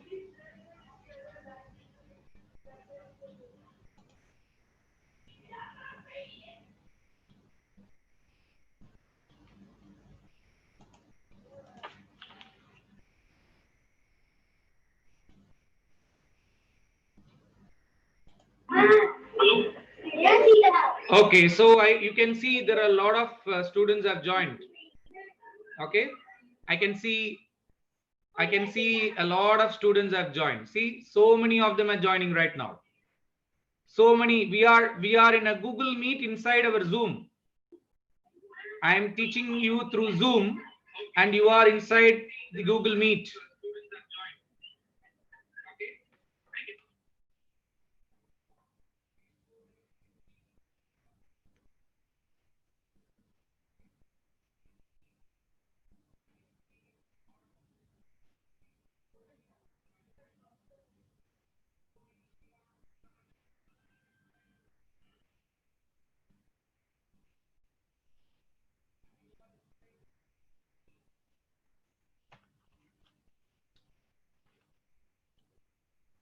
Okay, now when I will close this Google Meet for time now. You can also leave the Google Meet. Kindly leave your Google Meet. So it's very simple way of contacting your students. So it's on a click, you can create your class and you can meet your students. So that is one thing. Now in your Google Meet, you can always see I have 32 participants in my Google Meet still remaining. Okay. Now in my Google Meet, you can add this Chrome extension. Now, what is a Chrome extension? Okay. Now go to Chrome Store. So this is called Chrome Web Store. And in this Chrome Web Store, you can search for extensions which you can add to your Chrome website. And one such extension is Google Meet Attendance. Okay. So when I search for it, I will get several extensions. You can just see I have already added. See, I have not added this extension, so I can add this to Chrome. When I add this to Chrome, the extension will appear here. See, if you click this icon, you can see all the extension. Now, I want you to install this extension by Jake Crowley.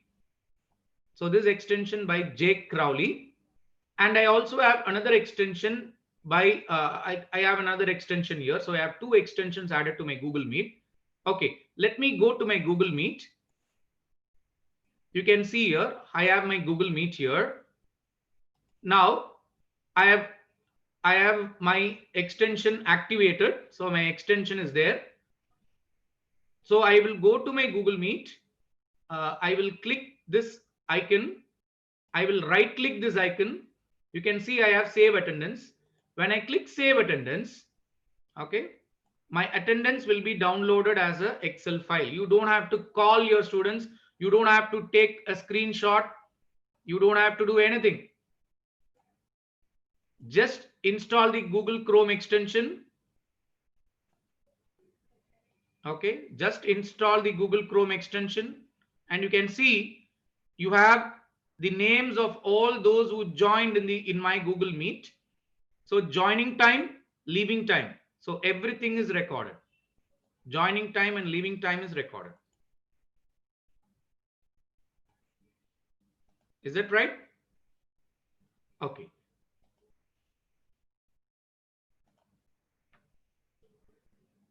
So I will come out from my Google Meet. So now you know how to create a Google Classroom, how to create a grade book, how to invite your students, how to set up a Google Meet. And we also had a Google Meet demo where we can use this Chrome extension and we can take attendance in just a click. So you can record everyone who is entering and you can record everyone who is moving out.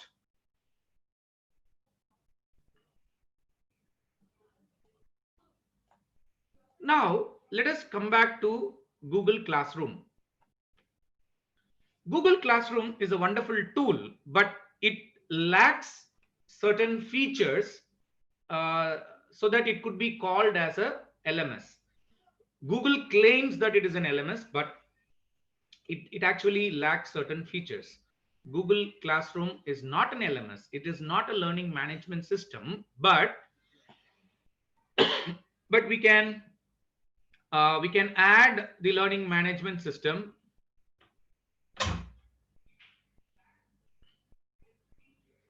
Okay. I have a few queries from my participants. The participants are asking without institute mail ID, they are not getting grade. Yes, grading is there even if you do not use your institutional mail ID. Grading is always there.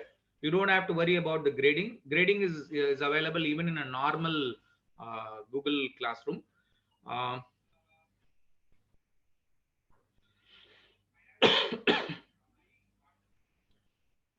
Dear teachers, this is what we call it as a stream, where whatever you add here, that is whatever you add as a classwork will be reflecting in the stream. Okay.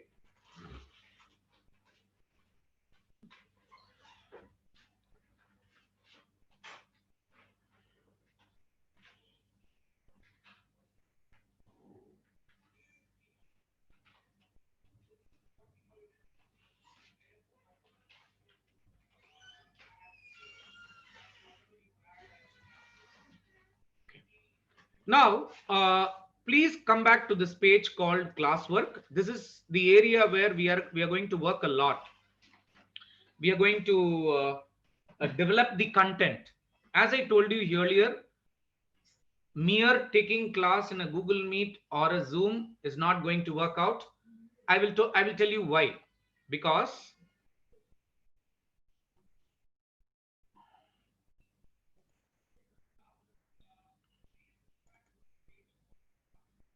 now this is the criteria 2.3 of AQAR, Annual Quality Assurance Report, that we normally send it for NAC purpose. It clearly says 2.3 teaching learning process, ICT for effective teaching with learning management system, e-learning resources. So it clearly says, okay, LMS, average percentage of teachers using ICT for effective teaching with the learning management system. They are very clear, with learning management system and e-learning resources. And therefore we should have an LMS website or an academic management system. We should also have link, like how Vimal Raman said, we can create our own LMS, or we can have a course in our Moodle, which we are going to see tomorrow. Okay, so this is actually a prerequisite for any institution that claim that it has used ICT for effective teaching learning process. Okay, so let us come back to our business. So this is our work area where as a teacher, see, this is my virtual classroom. My virtual classroom, it's right now it is empty. I will show you one of my classroom for a reference, and then we will again come back to this.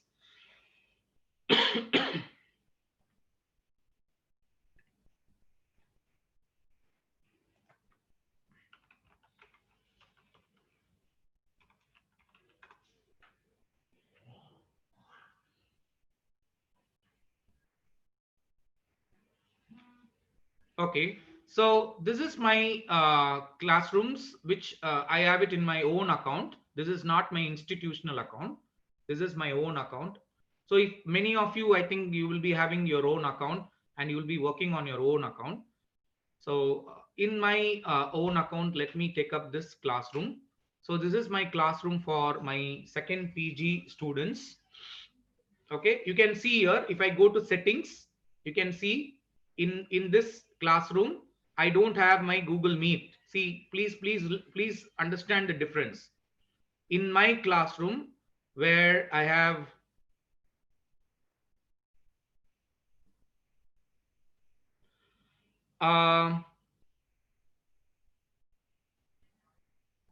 there is a query on scheduling Google Meet. We will try to answer these queries, okay, maybe tomorrow or at the end of the workshop. So we will have all your queries recorded and we will try to come back to that later. And you can actually join with us in a live session and you can ask. Okay, so coming back to this, our Google Classroom with a normal mail ID does not have a Google Meet integrated. That is a basic difference between our Gmail and G Suite account. And grading is always present. So you grading is even present. See, in my Google Classroom, I have used total points category. Okay, so I have given, see, in our institution, our internal assessment is for 40 marks.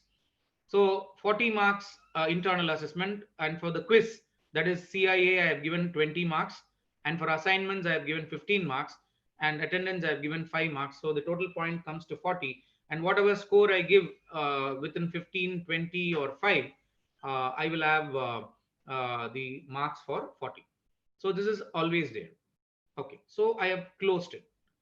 Now please remember,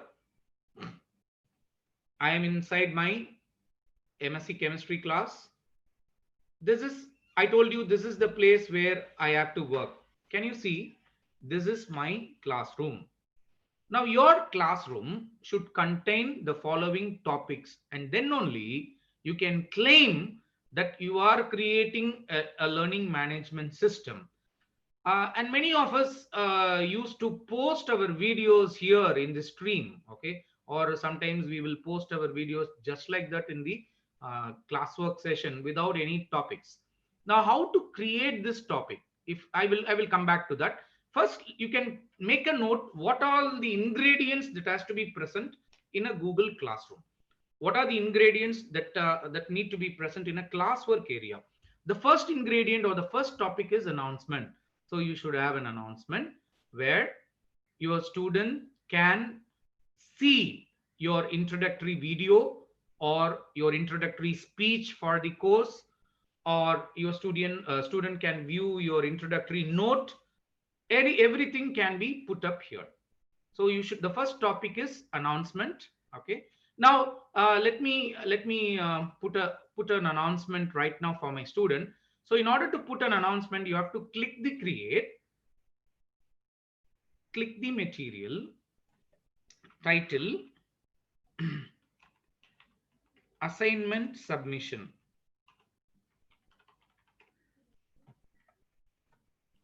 Dear students, the deadline for submission of your assignment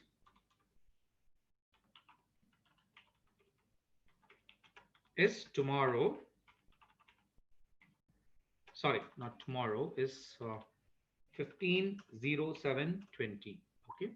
Now, don't forget to click this topic. So in the topic, I have to mark, since I have all the topics here. So if I just click announcement, So this material will go and land. See, it is actually creating a mailbox inside my classroom. You create a mailbox, you create a material, you create the topic, your material will go and land up in that mailbox. Now I will post. Okay, you can see. Okay, I made a mistake. Okay, so save. You can see my announcement has just gone inside. Okay, so assignment submission. If my student clicks this, he or she will see this announcement. Dear students, the deadline for submission of your assignment is 15/20.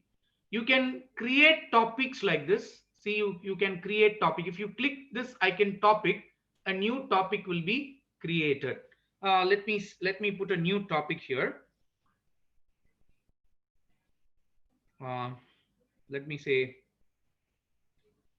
seminar. Okay.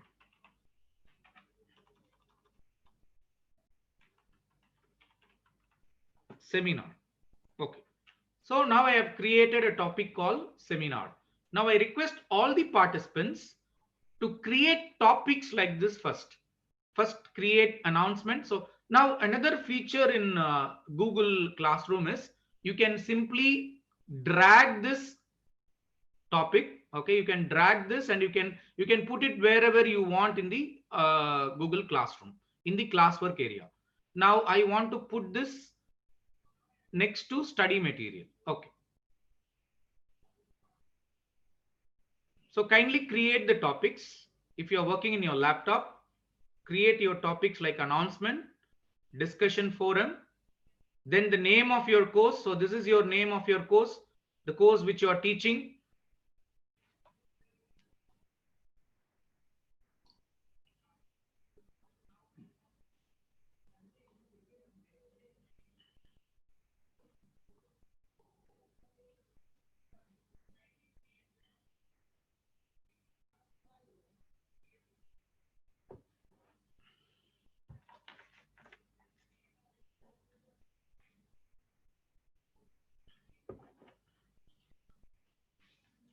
So next will be study material. Then I have seminar. Then I have reference. Then I have open educational resources. Then I have study material. Sorry, I have assignments. Then I have a topic called beyond your classroom. And I also have a topic called attendance. I will tell you what is it. Please remember, the reason why I don't consider Google Classroom as LMS is that Google Classroom cannot provide you the data of the course activity or course completion, which means Google Classroom cannot give you the data of students who are visiting your classroom and looking your videos, your material, and all those material that is present there in your Google Classroom. So activity completion and activity data is missing in Google Classroom, and therefore this is not viable. Okay, as far as Google Classroom is concerned. Tomorrow when we talk about LMS,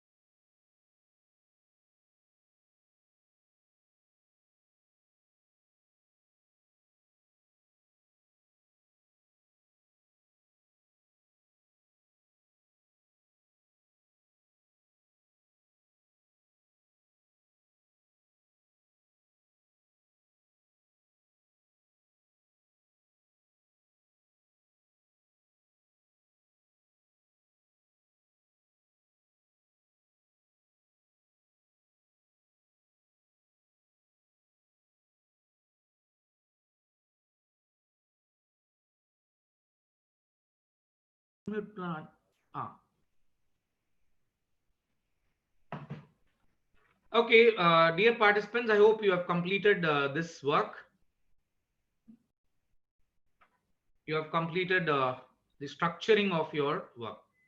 Now let me show you what I have added in each under each of the, as I told you earlier, under announcements you can announce various things that you want to announce the students. Now please remember, whatever you add here, it is going to be reflected here in the stream. Okay, so whatever you add, it is going, but when you go to classwork, it will look structured. And moreover, your students don't have to search what you have done or what you have created. So you can actually put a word to your student that you can say, for example, you're going to put some study material, and the students will automatically search under study material. Otherwise it will be placed haphazard in this area. Okay, now coming back to announce, next to the announcement, your discussion forum is very important as far as higher education is concerned. Whenever you teach them without the output, see, without the feedback whether my student has understood my topic or not, there is no point in going on teaching. You cannot evaluate your output by merely sending them an assignment or by merely putting them a quiz. So answering an assignment or answering a quiz is a different strategy. Discussion is a different strategy. So the students have to come out. Okay, so we need to have a discussion forum, and we actually have a discussion forum where my students are constantly discussing with me. Okay, so you can see here my students are discussing with me about my topic. So discussion forum is a very important for all our courses. Okay. Next is my course. I have already uploaded my syllabus for my course. So you can also upload your syllabus for your course. And I've also created a class file. Now, what is this class file? See, we are doing everything in a virtual way. Okay, we do not know who is Raj, who is Raman, who is Lalita, and who is Ashok. So we need to know the students, no, by their name and also by their appearance. Okay, it gives you a more virtual idea. So what I have done is I have sent my students a Google form, and they have collected their data. And if I want to know who is this Rogan, okay, who is this Rogan, okay, I will have his picture here. So this is my class file. So you can have your own class file where my students have uploaded their photographs along with their roll numbers. So I know who is Rogan.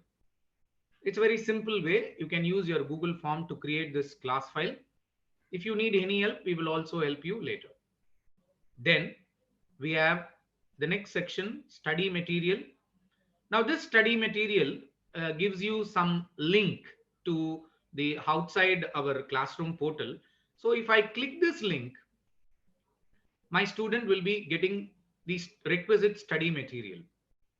Now how to create this link, I will come back to that. Okay, when we create our classroom again in our institutional mail ID, I will tell you. Okay, so we have a study material, and I told you we have I have created a topic called seminar. Okay, so under this seminar we have no lesson, so we can post it later. Next comes your reference. Okay, so under reference I have added Wikipedia as the reference. So I'm following the 4-quadrant structure where it actually calls for a wiki reference. Then as per the 4-quadrant structure, I have open educational resources. So I have given a few materials, free materials where my students can check and download. And of course, I have created assignments for my students. Now, when I talk about assignments, now how to create an assignment? Okay, so let me come here. When you want to create an assignment, you can always give a title for your assignment, and you can give instructions for your assignment, and you can add a file, a link, or a YouTube. You can even add a YouTube video as your assignment, and you can ask your students to submit this assignment. Okay, now let me say let me ask you a simple, okay, I will do this again. Once again, we will go back to our original classroom, that is ICT classroom, and there I will explain so that you can participate in live with me. Then we have our, okay, now what is this rubrics?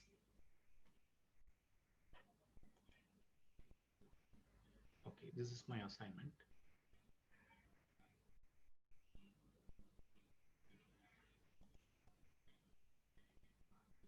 Please see here, I have created my assignment for my students and I have given them instruction. Kindly go through the material, reference material and books to complete the assignment. Every assignment is graded, so kindly work on it. I had added a Word document. Okay, now this has two options. One is the student can view file, the other one is student can edit file. So please select the option the student can only view the file. So when the student clicks it, he or she will see the assignment. So the assignment is already there for them. Now, what I have done here is we have created a category. See here, we have created a category and this comes under category assignment. So the number of points for assignment will be 15. I hope you remember when we created a category. So in my case, it is assignments 15, quiz 20 and attendance 5. So I have to grade them for 15 marks. Okay. And my students have submitted this assignment. All of them have submitted on June 25th. And all these assignments have been graded. How I had graded this assignment? I had graded this assignment using rubrics. You might be seeing this area, rubric. So what is this rubric? Rubric is the criteria on which you correct your assignment. When you create an assignment, you have to create this rubric. And once you create this rubric, your student will know how his or her assignments will be graded. Now let us see what is my rubric. Now this is my rubric. I have my assignment carries 15 marks and I have given 5 points for each rubric. My first rubric is assessment. So I create my, I will help you, I will teach you how to create this rubric. It's so simple. Now I have the criteria for my rubric. If the first rubric is performance, content. So if the material presented is complete, precise, I will give 5 points. Is partially complete, I will give 3 points. If it is incomplete, I'll give 1 point. The second rubric is knowledge and understanding. Again, the assignment demonstrated a thorough knowledge, I'll give 5 points. Moderate knowledge, only 3 points. Limited knowledge, only 1 point. And discussion, if the student actively participated in a discussion, 5 point. And because every assignment is discussed, and therefore we have a discussion, live discussion session with the students. So that is 3 points and other 1 point. So I have created my rubric and this rubric is already available for the students. So once I post this assignment, my student will look into the rubric and according to the rubric, they will perform in my assignment. You can see here in my assignment. So this is my assignment. I've already created this assignment. Okay. And I have graded this assignment. See, all my 25 students have submitted the assignment. I have graded this assignment. I have given them points. Okay. And see how students have submitted their assignment. You can just see if you want to look into the submission of your student, you can just see here. See, my student has submitted, it is there. So these are all records. These are all documents. Okay. You can always prove that you have done quality and quantitative teaching. So my student has submitted the assignment and I have gone through the assignment. Okay. And I have graded the assignment. This is Grade with Kami is another tool which I don't want to discuss it right now. It will be lengthy. So I can do it separately. So this is my submission of my student and I can watch the assignment submitted by every student. The student, I've asked the students to write down in their notebook. Some of them have typed it. Take a picture of that and upload it in the assignment portal. So all of my students have submitted the assignment. So this is how I grade my student using assignment. Let us understand that giving a quiz alone is not the only tool. There are we will be discussing about tools shortly. and I will show you what are the innovative tools are there to conduct the quiz in higher education system, and also to extract the maximum and make our students more inquisitive, learning, innovative. So all these things can be put inside. Okay. Now please remember, I have to stress one point here. As parents, when we ensure that our children should get the best learning, especially online learning and ICT enabled learning, is it not our responsibility to provide the same to our students? So please think.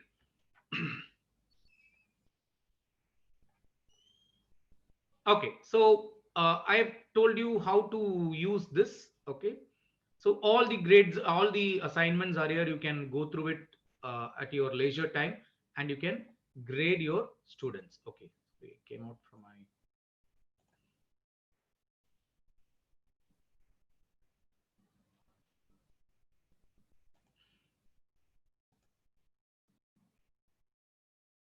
So assignments are over. Now I have a.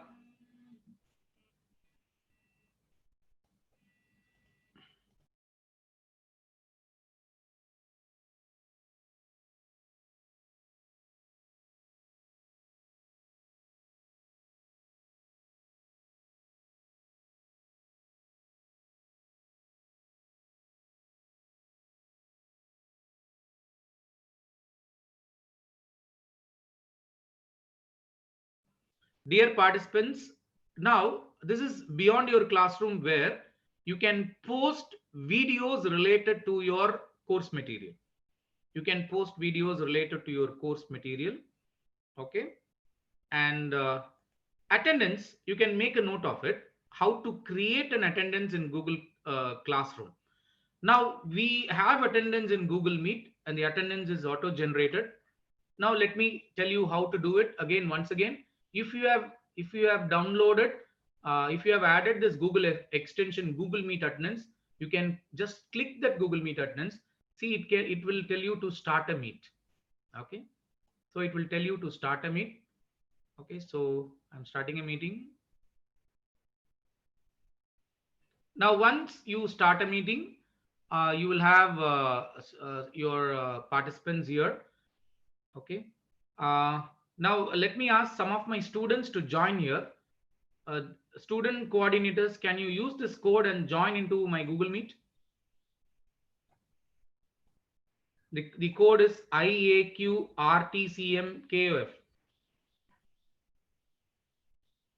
Can somebody join? Even our IQAC team members can join into this meeting.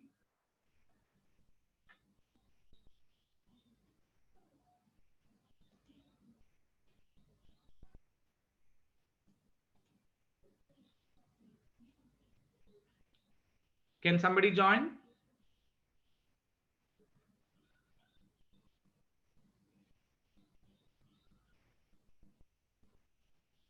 Kindly repeat the code, sir.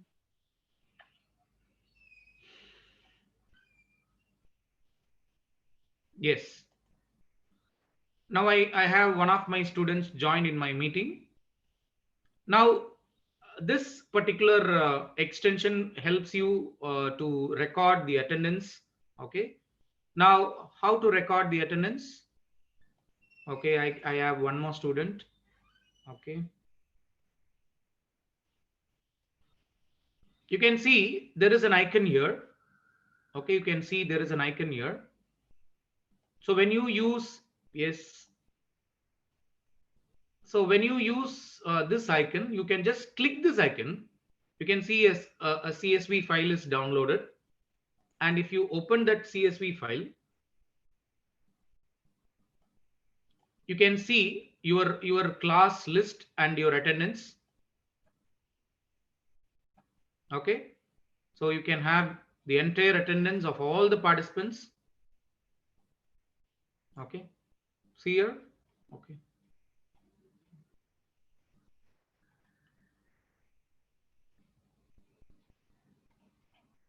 Okay. This link is not showing some of the Mohan Arvind's timing is there. but some of the attendance is not. Some Akshut Goyal is there. Okay, I think all of these, see, all these participants are there, but I have not admitted. Those whom I have admitted, their timing is showing here. So it is a very simple way, okay, by which you can create your attendance.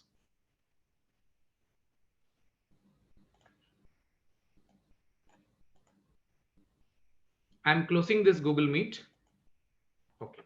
Now, so this, when you perform a live session in Google Meet, I think you can have an attendance, but when you don't have that option, as I told you, Google is not an LMS because it cannot record the student activity on a lively basis.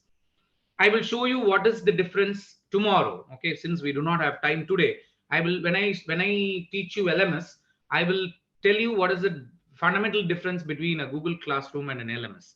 Now you can create your own attendance in Google Classroom. How? Just you need to generate a Google form, okay, and in that Google form you can put the attendance date. Say for example, you have a scheduled class tomorrow at 10 a.m. You can put it as attendance for 14/7/2020, and you can add the name, roll number, and create an option to add a file. Now, what is the question? You have to add this question. Kindly upload the screenshot of Google Classroom. This is for my EduNext platform, my LMS. So kindly upload the screenshot of Google Classroom for today's course or YouTube video or GC, that is Google Classroom, with name and time clearly visible. So this is the question. So we are ensuring that our student enters our Google Classroom, take a picture of the Google Classroom and upload it here. Okay. Now let me come out from this and let us see what my students have submitted. You can see here, all my students have, sorry, there is no attachment here. Okay. So my students have taken a screenshot of their mobile or laptop or a desktop. Okay.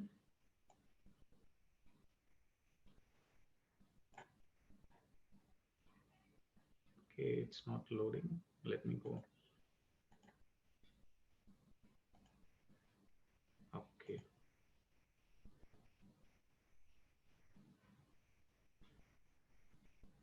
Okay. So this is the screenshot of the mobile of my student. So he has taken a screenshot and see, he has all the tick mark shows that he has gone through all these materials in my LMS. Okay, my LMS in EduNext platform. So you can create an attendance. Okay, this is actually creating attendance outside the Google Meet for your Google Classroom. So for every session, you have to create this Google form and you have to ensure that your student uploads, so that you can ensure that he or she, you can create n number of videos and you can put it in Google Classroom. You can create n number of materials and you can put it in Google Classroom, or you can just send them the link. But what is the guarantee that he or she has watched it? All our delivery, all our efforts will become vain unless we have a checking mechanism to ensure that our students are watching it. Okay. So this is with regard to the attendance. Okay. Now, coming back to the last point, which I was telling you.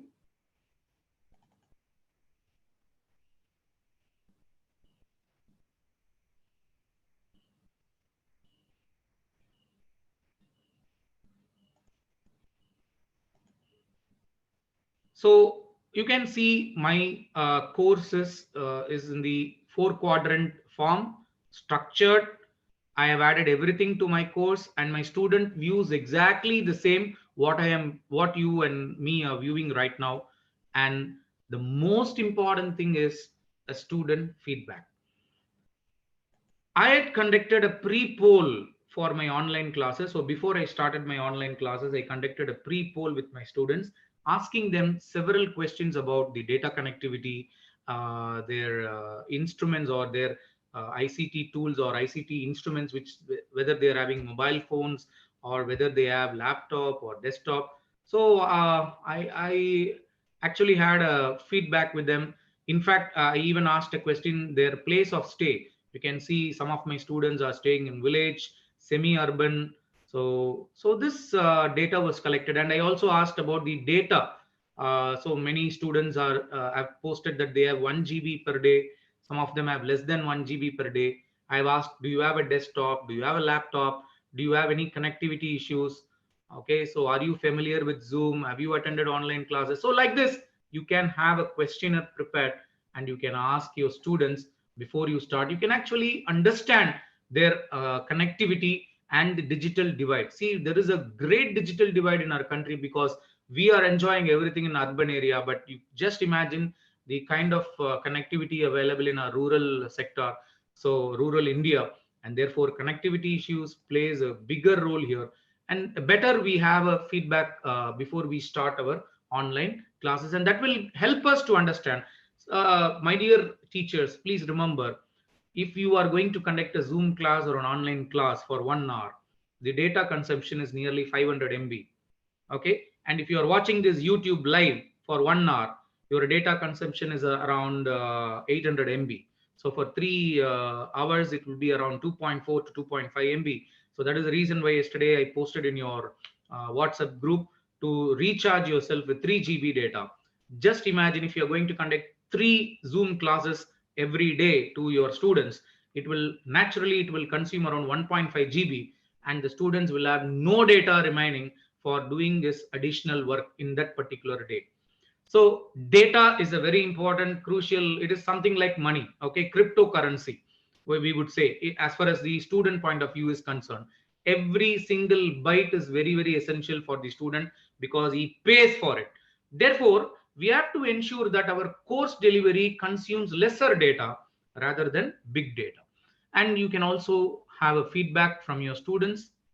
Okay, as soon as you complete your course, you can have your feedback. Now I think I have shown you enough in my structured course. Now we will move on to our own very own okay institutional mail ID. Okay,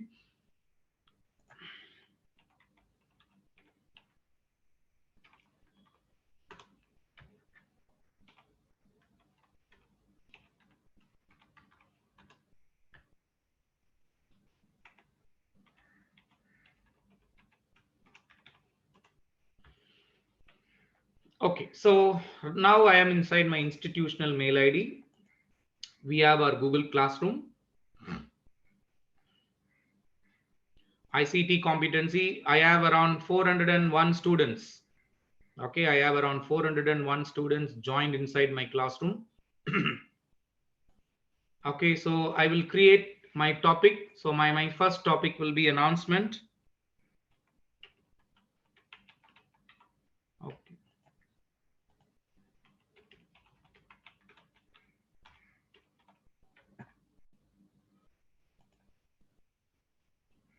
Okay, and then I will add my, okay, another topic. I will add discussion forum. So I'm adding discussion forum. So discussion forum should come next to announcement. So I'm just dragging it. My next topic will be the course. Okay, so ICT,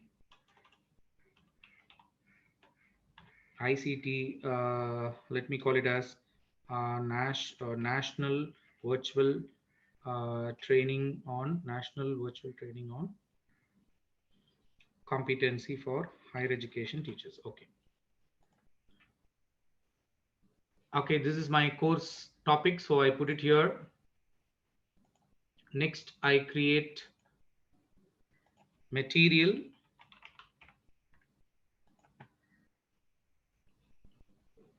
Let me make it as study material. Okay, so I have my study material. Let me make another topic. OER, Open Educational Resources.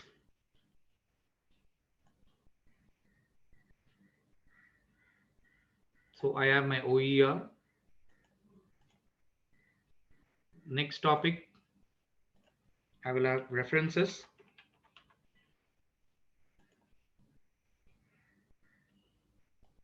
Okay. Okay, study material, references, OER. Okay. Then we have beyond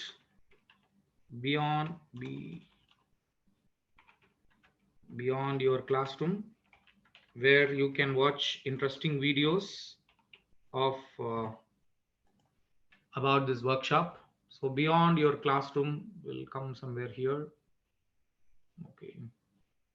So beyond OER, beyond your classroom. And finally, we will have our feedback.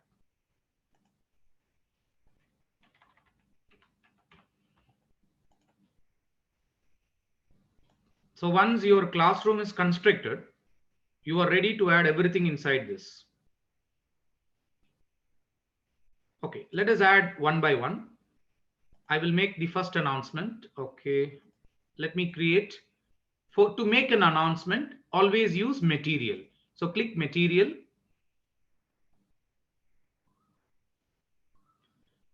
Okay. Title, ICT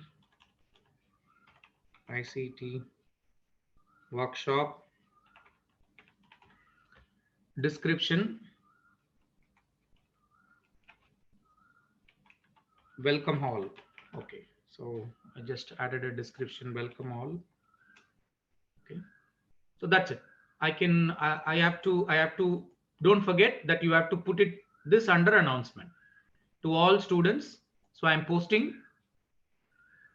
Okay, so all my students can see this. I still have to edit it. Okay.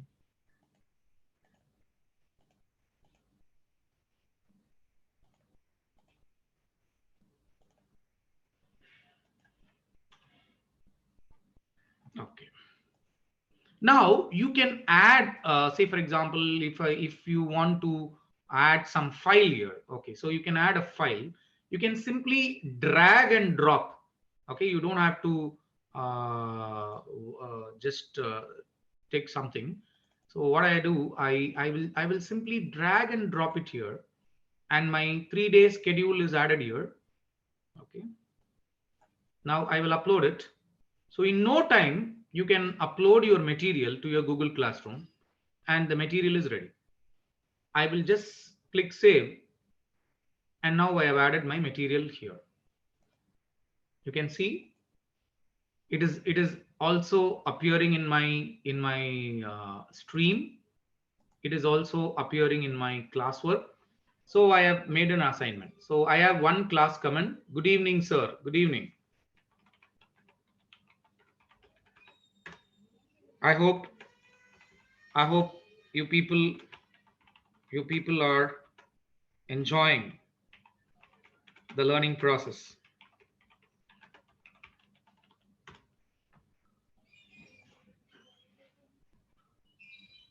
So, okay. Now, my students have started responding. So that's wonderful. So already my students are very active. Am I right? Okay. You can see whenever I ask you some question, you can always reply it in our chat box in the live YouTube so that I can also watch it here. I'll be much happy to hear from you because it's going to be an interactive. So you can always interact with me you cannot interact with me directly, but you can always interact with me through your comments. Okay. Now let me go to the discussion forum. And again, I have to create a material. So the title is ICT. Okay. And the description is, I'm going to start a discussion topic. The discussion topic is, what do you understand? What do you understand by what do you understand by four quadrant? What do you understand by four quadrant ICT teaching methodology. So I'm going, so this is going to be in our discussion forum.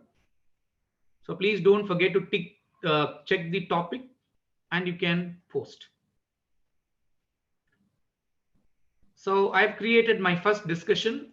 So I am expecting answers from, oh my God, I have 50 answers in announcement. So I have created a discussion forum.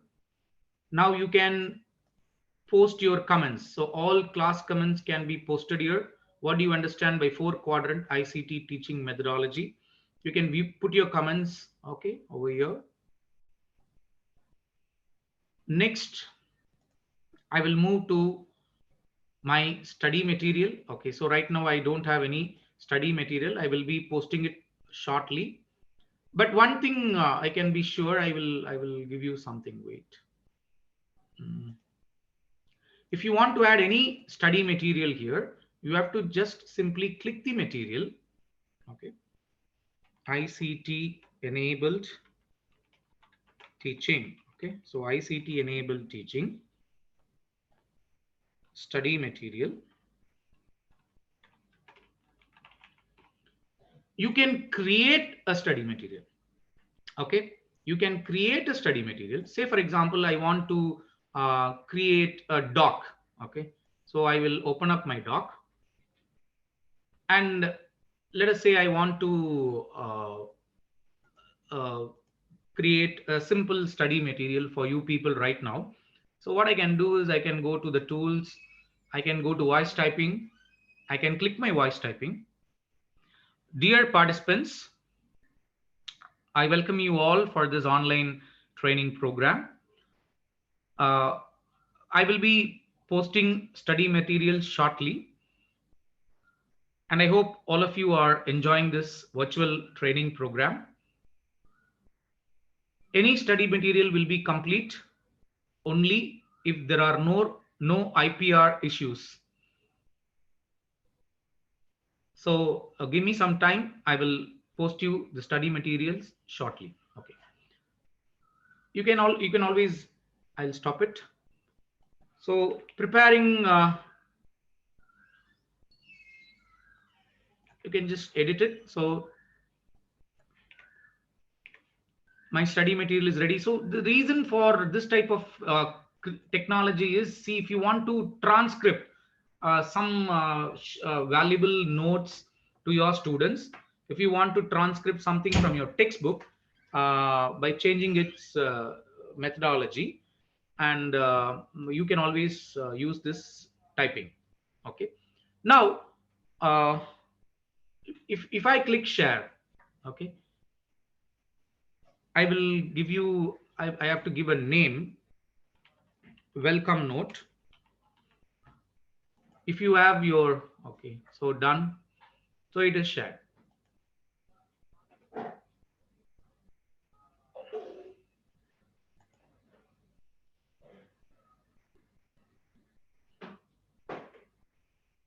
So when you have to, again, don't forget, you have to put this under your ICT, NVT, CHET, and then post it. Now you can see we have announcement, we have discussion forum, we have study, we have posted this in our course. That is a welcome note. Study materials, I will always post, so I can post it here. References, again, I can post it. Okay, let me give you some references. Create material,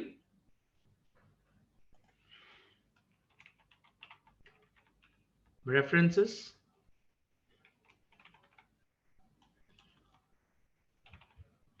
Google Classroom, add link. Okay, now I have a few links, so I can copy that link. See, you need to be fully prepared when you sit before your Google Classroom. Okay, you need to be fully prepared before you sit before a Google Classroom. Okay, so I've added a link in the reference. see your overall grades for a class. Okay, if you click this link, you will be taken to this website where you can check for your grade setting. Okay, so you can check here. So I've given a link for grade setting. So the link is created. So you can add n number of links. There is no restriction. You can even add 100 links here. Okay, so I'm adding links. So all these can be used as a reference. You can add, you can even add a link from your YouTube or any web page. Okay, any link can be added. Now again, you have to be cautious. You have to check your topic. So I am putting this under references and I am posting it.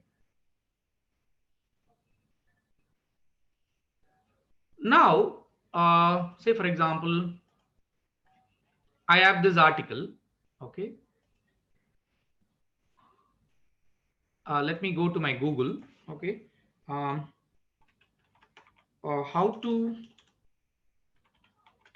to add material to my Google Classroom. Okay, now add materials to the classwork page. Okay, now this is again another page. You can see here I have added an extension called share to classroom.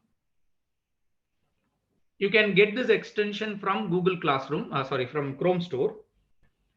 There is an extension called share to classroom. If you can download this extension and put it here, what you can do is whatever web page you want to share or whatever material you want to share, you can share it to your classroom just by a click. See, I'm going to click this.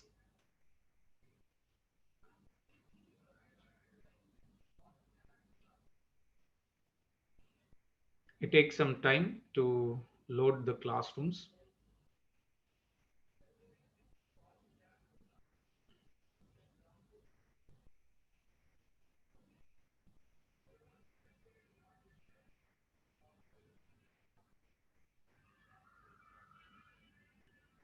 Now your classroom will be shared here, and you can, if you click that classroom, if the classroom in which you want to share this material, it will be directly shared.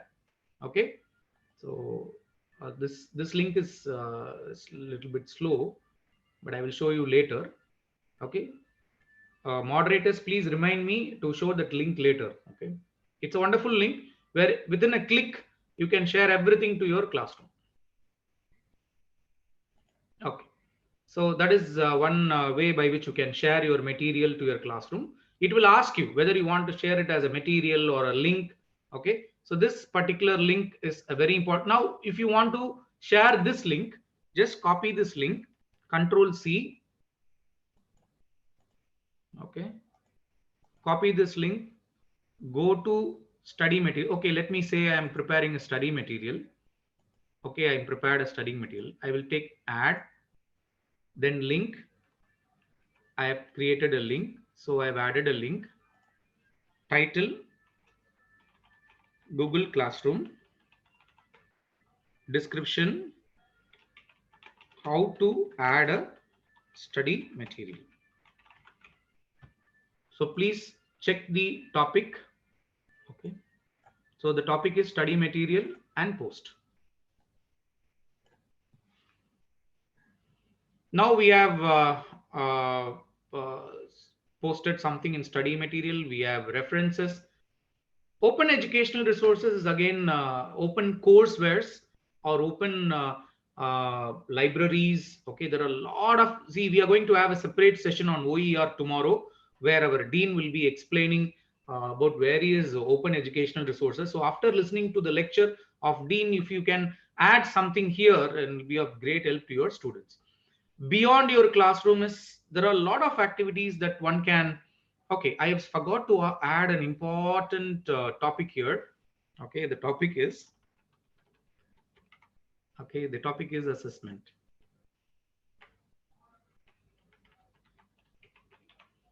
Okay.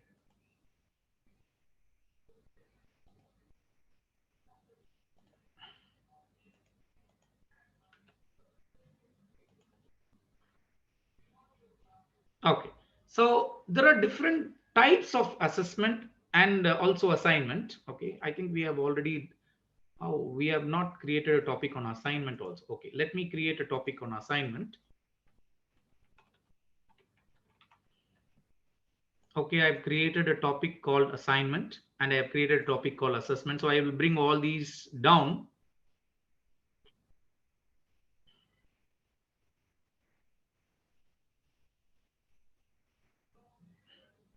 Okay, so assignment has come here.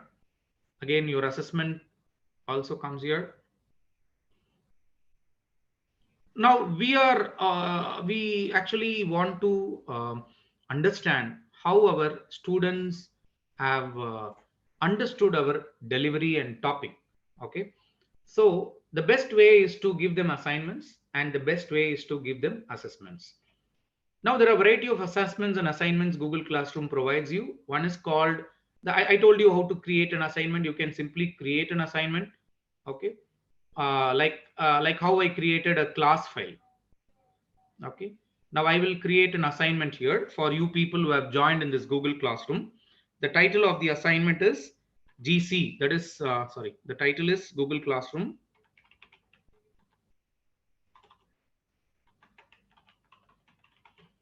instruction is kindly submit the assignment by 15/07/2020. Okay, now I'm going to create a form. I'm going to create a form. Okay, the form is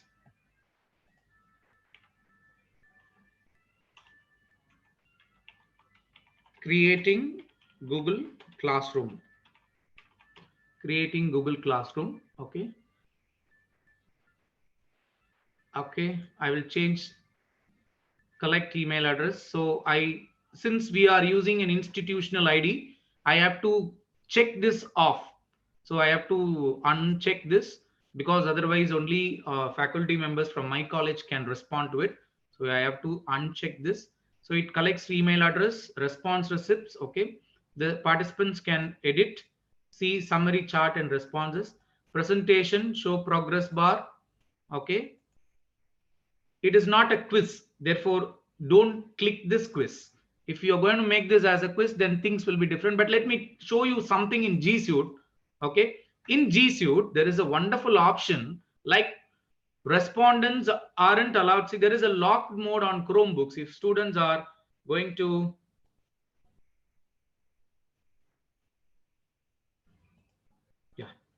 if the students are going to use their Chromebooks, when you use this locked mode, so respondents aren't allowed to open tabs or other application while taking this quiz. So the screen will be locked. It will be more like a proctored examination. And this feature is only available to schools using managed Chromebooks. So this is exclusive feature from G Suite and we have to subscribe for this and also we should go for a Chromebook. So right now it is not possible in our case. Therefore, this is not available in our system or in our country right now. Okay, so we are not going to make this as a quiz because it is only an assignment. So I have saved. So the first question is your name. Okay. So it should be a short answer text. Okay. So it's a short answer. To add a question, you have to click. I hope all of you would have used this. Okay. Name. Let me. Okay. Name. Institution. Okay. Again, it's a short answer. Then you have your department. Okay. Then I'm going to add up a question where, see, you can see here there is an option called file upload. So it gives you a provision to upload a file. Now the question is, kindly take a screenshot of your Google Classroom and upload it So you would have created your own Google Classroom. So kindly take the front page, something like this. Okay, the front page, I will show the front page where your class name and your code, everything displays. So kindly take, so I will make it as, so you can actually decide what type of file format you require. Okay, so we can have, so let me say I have only I need only a PDF format. Okay, so the file size is already there. So this is a required field. Okay. Okay, so everything is saved. So email address, name, institution, department, and you have to change the name. So its name is creating Google Classroom. Okay, so send. So if you want to send it individually, you can always shorten this URL. You can copy this link and you can send it, or else it is automatically saved. Okay, so come back to your Google Classroom. I am going to fix a time. So the time is 15th of July. I have to put it in this category. The category is assignment and the point is 50. Because we have already decided our grade, assignment will be 50 and quiz will be 50. Okay, so you have to put it inside a topic. So the topic is assignment. So it automatically goes inside. I have not created a rubric. I told you how to create a rubric. Okay. So once you click this, you will go into this platform, and you can always, you have to give a criteria. Okay, the criteria is let me say knowledge,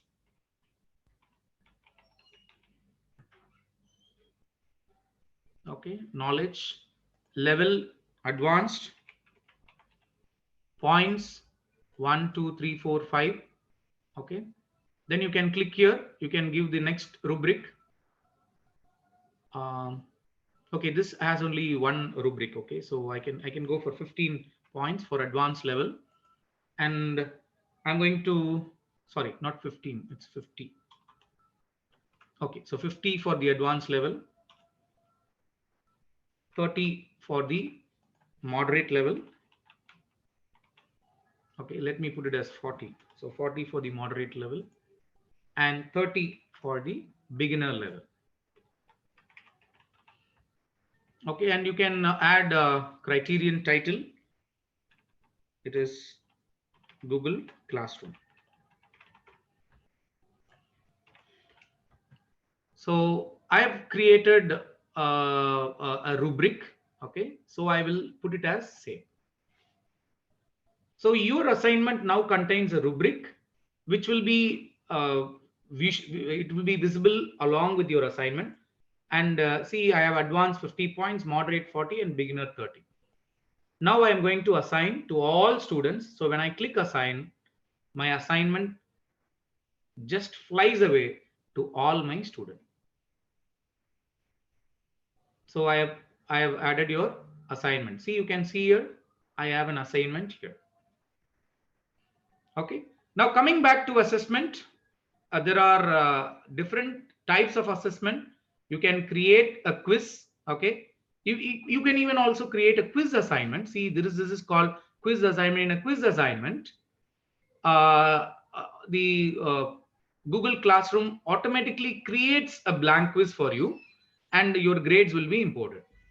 Okay, so it is a very innovative way. And you can also create question. Okay, you can put a question, you can post a question, and the students can reply to each other. Students, actually this question can be used for as another way of creating a discussion forum. Okay, so the students can reply to each other is another way. So question, I will put Google Classroom. Instruction is post your queries and doubts. Okay, so this is category assignment for all students, no due date, and it is ungraded, so I'm not going to grade anything here. So students can reply to each other and students can edit answer. So, and if I ask this question, ask Okay. Now I have created a question. So I will put this question under discussion forum where you can ask where you can post your queries and doubts. Okay, 412 have been assigned. You can ensure that everybody receives this post and you can start your own discussion about this Google Classroom. Okay, coming back to quiz again, I told you that you can prepare a quiz assignment.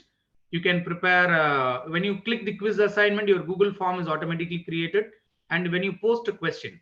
Now, apart from this, what are the different ways by which you can engage your student? Say, for example, you are actually delivering a lecture. Okay, let me say you're delivering a lecture.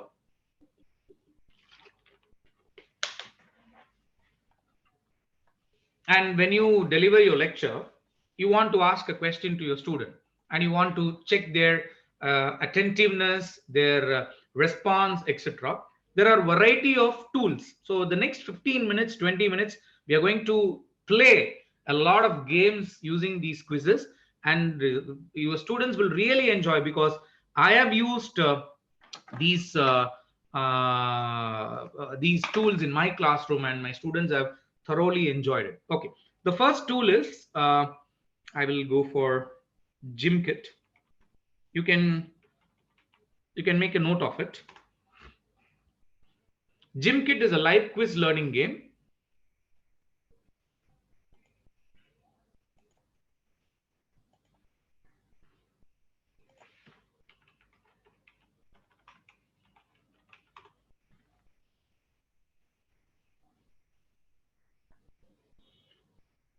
Now we are going to play a game. Dear participants, please be attentive. We all are going to play a live game here. So this is, you can create a lot of quiz and assignments here. The quiz and assignments are highly innovative and it will be enjoyable by your students. Okay, we are going to play this, the first quiz. Okay, this quiz has 20 questions. We are going to, okay, click the classic version. There are three options: time, race, and all in. If you click race, all players race to be the first one to reach the cash goal. And all in is something different where the players try to earn. Let us work with time. Okay, so I'm going to have say maybe 3 minutes for this quiz. There are 20 questions, so I will put it as 2 minutes. Let us see who comes first. This quiz is based on ICT. Okay, you can play this quiz directly in your class, virtually in your class during your lecture. You can, as you go along with your lecture, you can, like how I am doing, you can go inside this quiz logging in. Okay, are you ready? Can I have some answers in my chat box?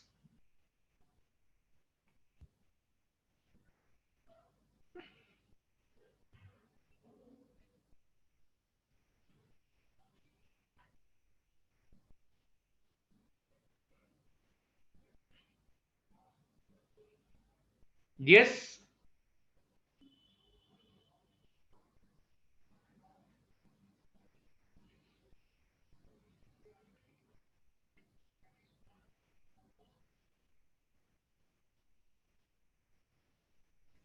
Can we go? Can we go for the quiz?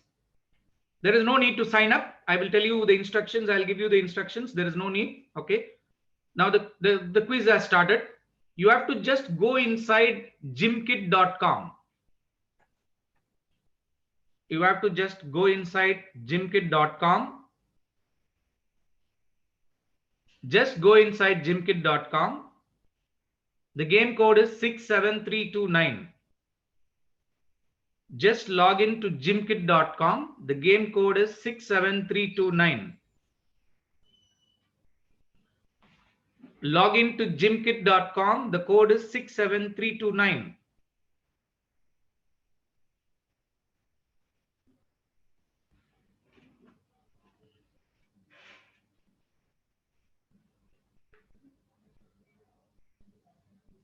Okay, we have 8 players. We have 11 players. We have 12, 15, 18, 21, 23.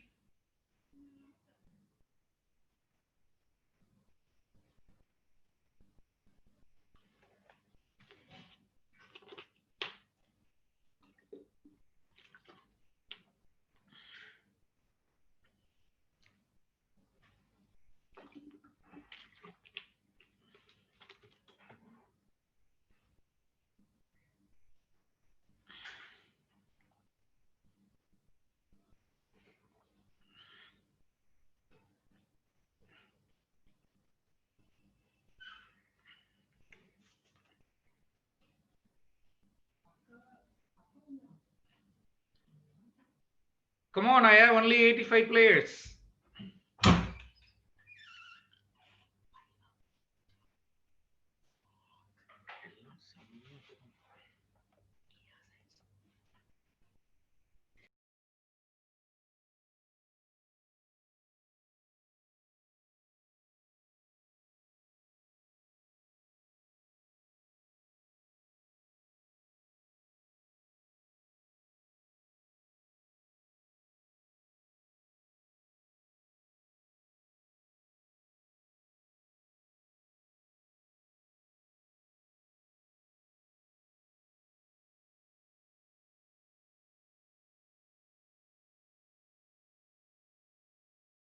Dear participants, just log into gymkit.com and type the code 67329.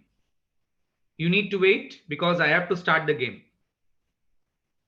Okay, can I start the game? Because you cannot, the other participants can also join once the game has started. So you don't have to worry. You don't have to sign in. Just log into gymkit.com and enter the code.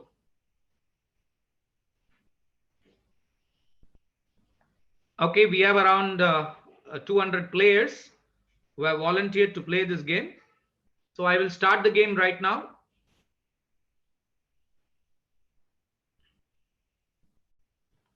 Okay, I'm start. Once it reaches 200, I will start. Yeah, I'm starting the game.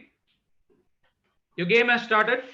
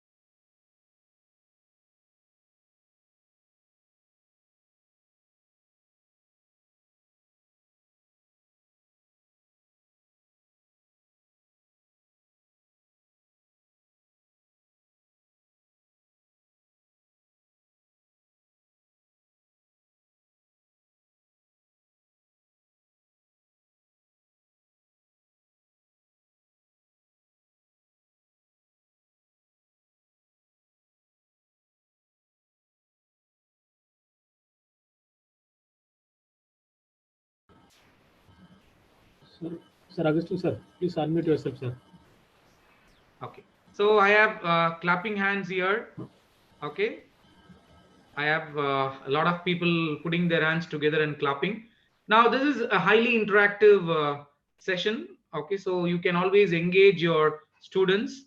You can always engage your students, and you can get back what you require, exact feedback with them. Oh my God! See, you can see here. Do you want to play it again? Yes. I think the questions are out. Okay, we'll move to the next thing.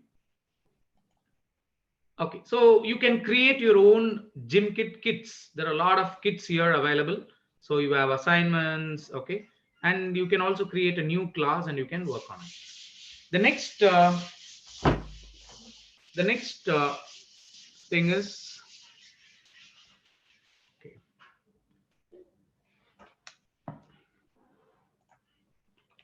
Now all these are apart from your regular quizzes and assignments. The another tool is Edpuzzle. Edpuzzle is a wonderful tool where you can create a question using a video. You can create a question using a video, and you can directly send this question to your classroom. Because see, you can see here, I have my classes. Okay.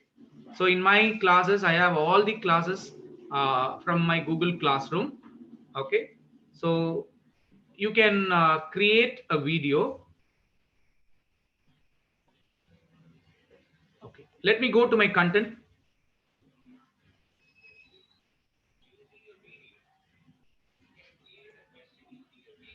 Okay. Now this is my video which I have recorded for my students.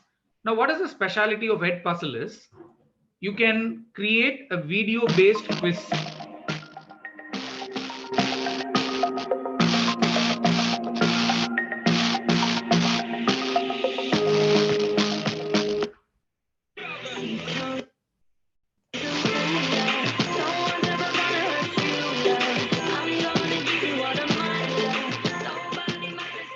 Let us take another example. The alpha heteroatom.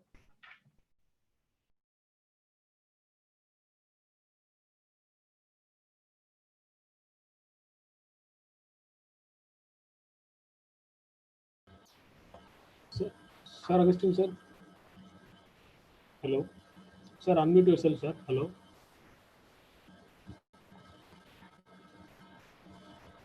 Now you can see in this video, this is my own video created by me for my students. Okay. And at this point, you can see here, as my video runs, at this point, a question will pop up. So my students can answer me or my video. Along with me to see, I have a question here. When does chelation does not occur? Okay. And the answer is very well present here. So the students can always correlate the question with the answer, and he can write, or he has the option of skipping it. Okay. So like this, you can create. So the next question. So you can have variety of questions. You can have fill-ups, you can have true or false, you can have multiple choice. Okay. So I skip. Now, when you post this material to your student will not be able to skip it. As a teacher, as I am editing it, I am able to skip it. But a student cannot skip it, because unless he answered this question, okay, unless he answered this question, he cannot move on to the next question. So this is what we call it as Edpuzzle app, where you can create your video. So these are all video based quizzes which you can add up. So you can see I've added all these questions.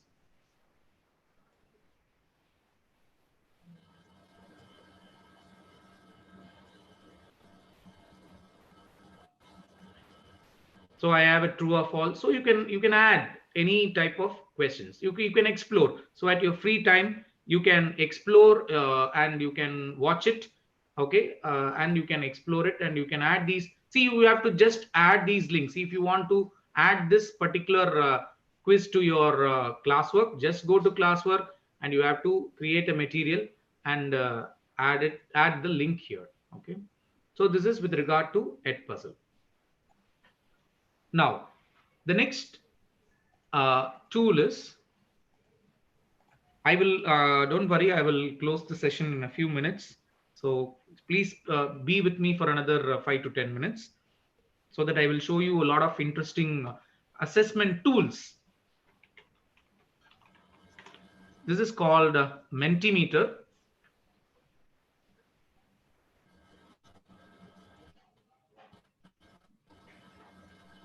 Okay, now I have a presentation for you. This is called mentimeter.com. This presentation is called mentimeter.com. You can create your quiz here. Okay. Now, the question is, what comes to your mind when I say online teaching? This is again another game, very interesting game. You can post several questions like this in your class and you can see what is actually in the mind of the student. Now, please note down this. Please note down this number 736087. Log into menti.com, www.menti.com. Log into menti.com and type the number 736087.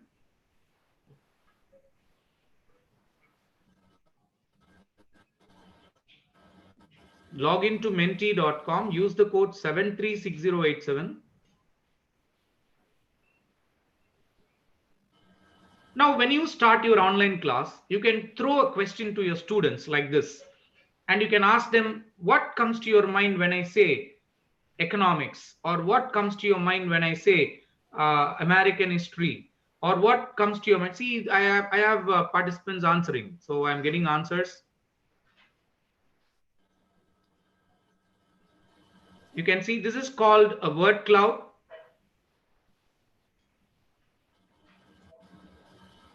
All these, I have a question, are these free to use? All these are free to use. All these tools are free to use.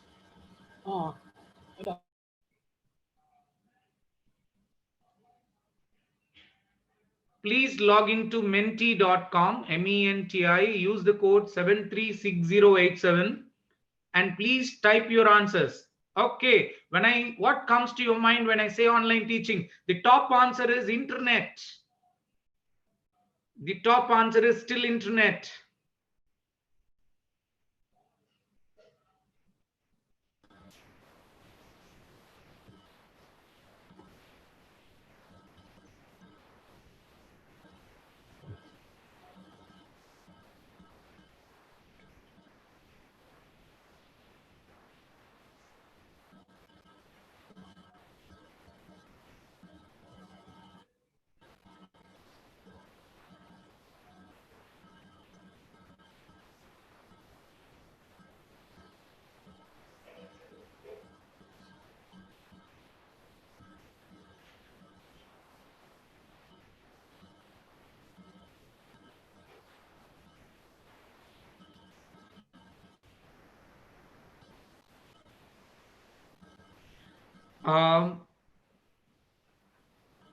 There is a participant who have asked, can you suggest any equivalent online tool for Blackboard useful for analytic subject like maths teachers? Raja Singh Jacob, Professor Raja Singh Jacob, I will show you a tool, very efficient tool. I will share it with you tomorrow when we discuss about video recording and editing. So I will share it with you. So don't worry. There are a lot of tools where you can write. So I think he's asking whether I can write something. Yes, you can write something and record, and you can prepare your own video. So we can see here all our participants are, so you have Google Meet, still they are typing. Oh, I'm getting a lot of responses. See, all these things as teacher you can do to entertain your students, you can engage your students. Okay, and You can keep your students with your control, and the students will really enjoy. Mere uh, lectures on Google and Zoom will be really boring for them. So we need to think out of the box. Okay, as I told you in the beginning, it is not doing things differently. Okay, teaching using ICT tools is not doing things differently. It is doing different things.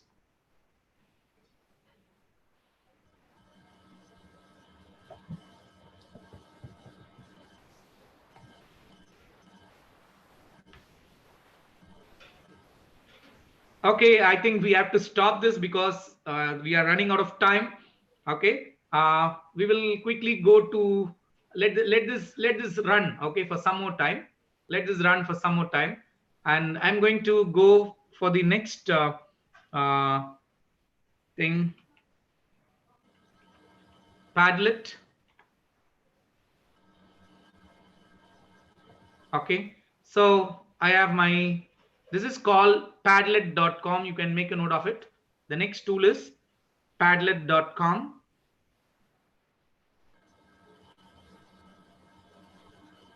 I have a question from a participant. Can you tell how to create Certify-M? Ma'am, actually, sorry, Selvi Shekhar. Yeah, the creating Certify-M is out of preview of this workshop. You can contact us personally. We will tell you how to create Certify-M. It's yeah, somebody is asking for feedback link. Feedback link will be given to you, will be posted in your Google, sorry, in your WhatsApp group.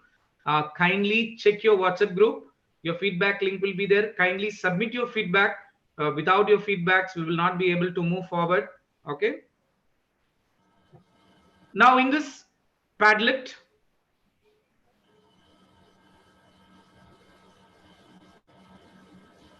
okay.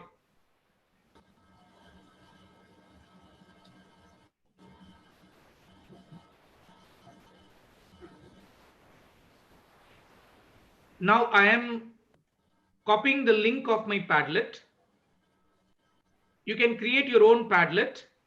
See, I'm going to my announcement, or I will go to my stream, Google Classroom stream. So I want to share it very quickly with my students. I posted it. Now please click this link and join to my Padlet. Now you can have an interactive session. You can post your picture. You can, you can see there will be a plus sign here.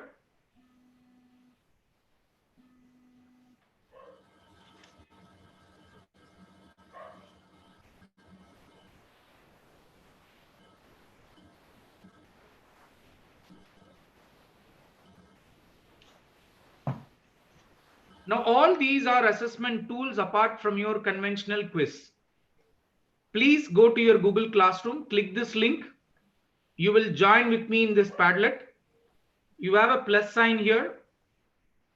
Okay, so you can see I have some responses. Hello, sir. Okay.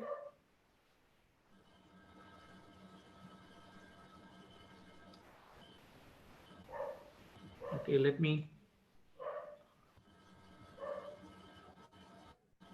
Okay.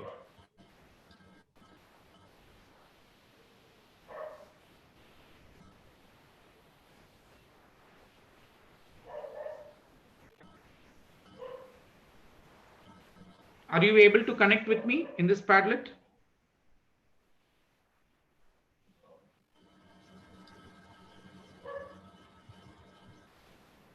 Okay. Okay, we have, see, you can even take a pic of you and you can post it here. The Padlet says you can take a, so I am arranging all, see, as a teacher, I am arranging all my responses. You can post, see, I have all these responses from my participants. Okay. So you can see here, this is my Padlet. You can simply type, you can connect with your students. See, these are all ways by which you can connect with your students. You can post a question and I can see, you can send pictures.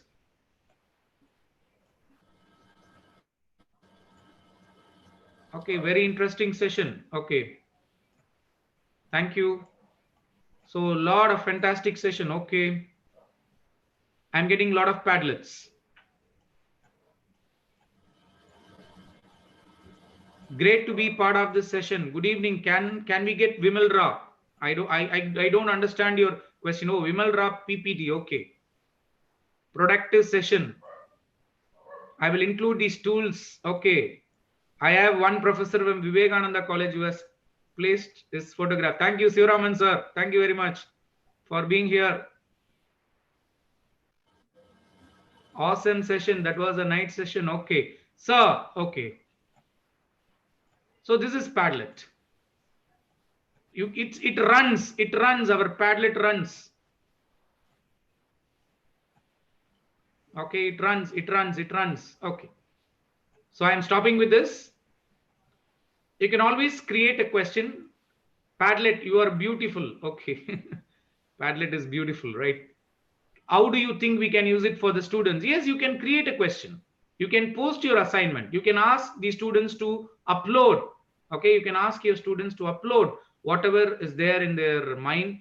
I have a few photographs. See, I have students. Michael sir from criminology. Thank you. So all your Padlets are here. So Padlet is another interesting tool which you can communicate with your student. See, you can actually assess the creative part of your student using all these apps. See, the conventional multiple choice, the conventional assignments, it only gives you a bookish knowledge of the student. But what about the creative part? How your students are able to creatively think, assess analytically, and analyze meticulously and exhibit their knowledge in a more beautiful way. So all these are interesting tools by which you can. Okay, so I'm getting a lot of Padlets.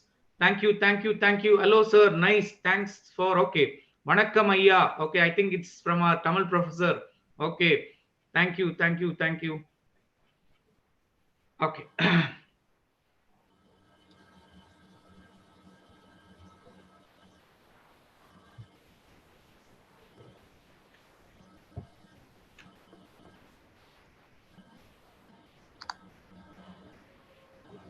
Tomorrow, so I think we have come to the end of this session.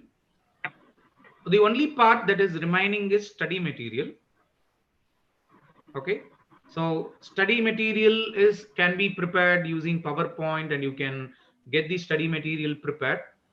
And if you want, we have already scheduled a Google Meet tomorrow at 10. If you want to participate in that Google Meet, kindly confirm your participation, where we will try to explain to you the various methods by which you can prepare your study material. Very simple ways, techniques by which you can prepare your study material. So please confirm your participation in Google Classroom. Please confirm your participation in Google Classroom. We will have a meet tomorrow at 10 if possible. If there are many participants, okay, then we will try to accommodate. We will have at least 100 participants. We will record that and we will create it as a material and we will put it. So there are various ways by which you can prepare your study material using PowerPoint, using Render Forest, Powtoon, MindMaster, Nearpod, Flipgrid, and Mentimeter. Okay, so tomorrow we will try to work on this, maybe in the morning, if you're free.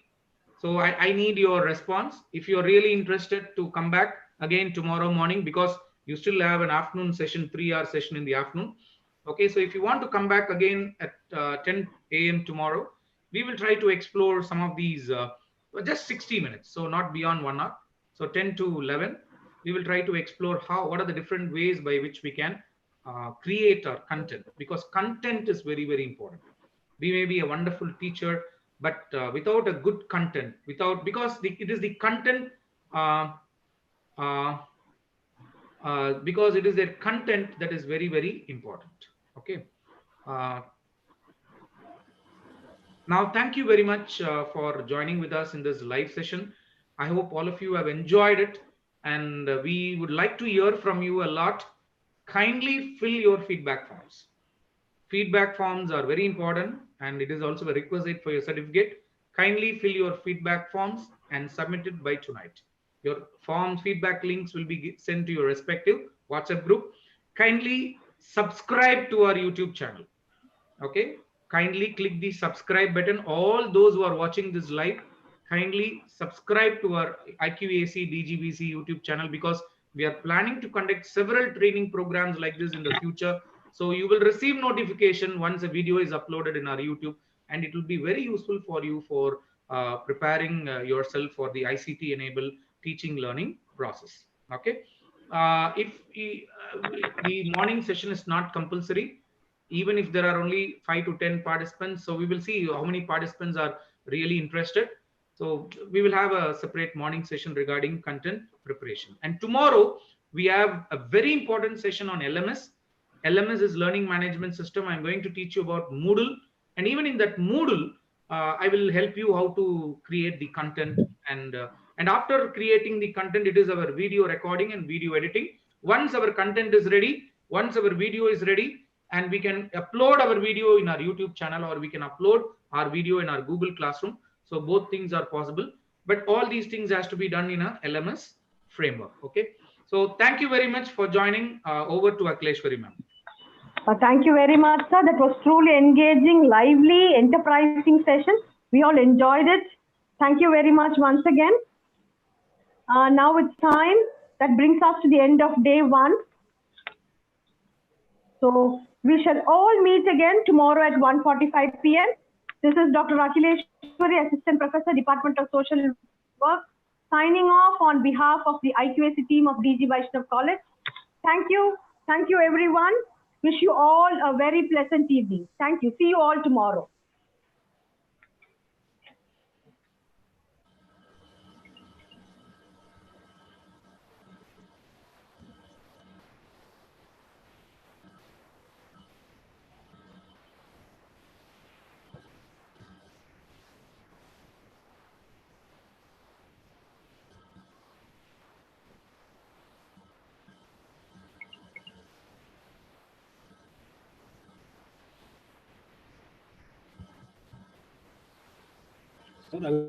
Sir, unmute பண்ணுங்க.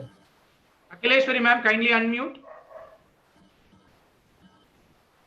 Akhileshwari ma'am. Sir. Yeah, kindly unmute and talk. Yeah, talk now. Sir, பேசிட்டேன் sir. Unmute பண்ணி தான் sir பேசுனேன். Okay ma'am. Okay. So we will meet tomorrow. Until then, bye. Take care. Yes, sir. Have a wonderful day. Okay. Thank you, sir. Thank you. Okay. Thank you, sir. Thank you.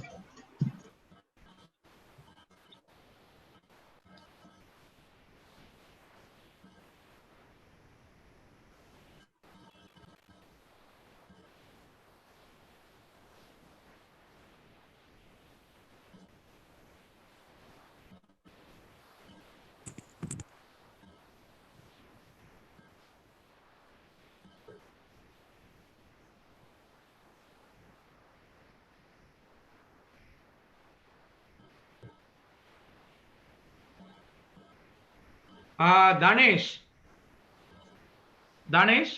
Yes, sir. சொல்லுங்க sir. Jagadeeshan sir, நீங்க live stop பண்ணிடலாம். 1 minute sir, 1 minute.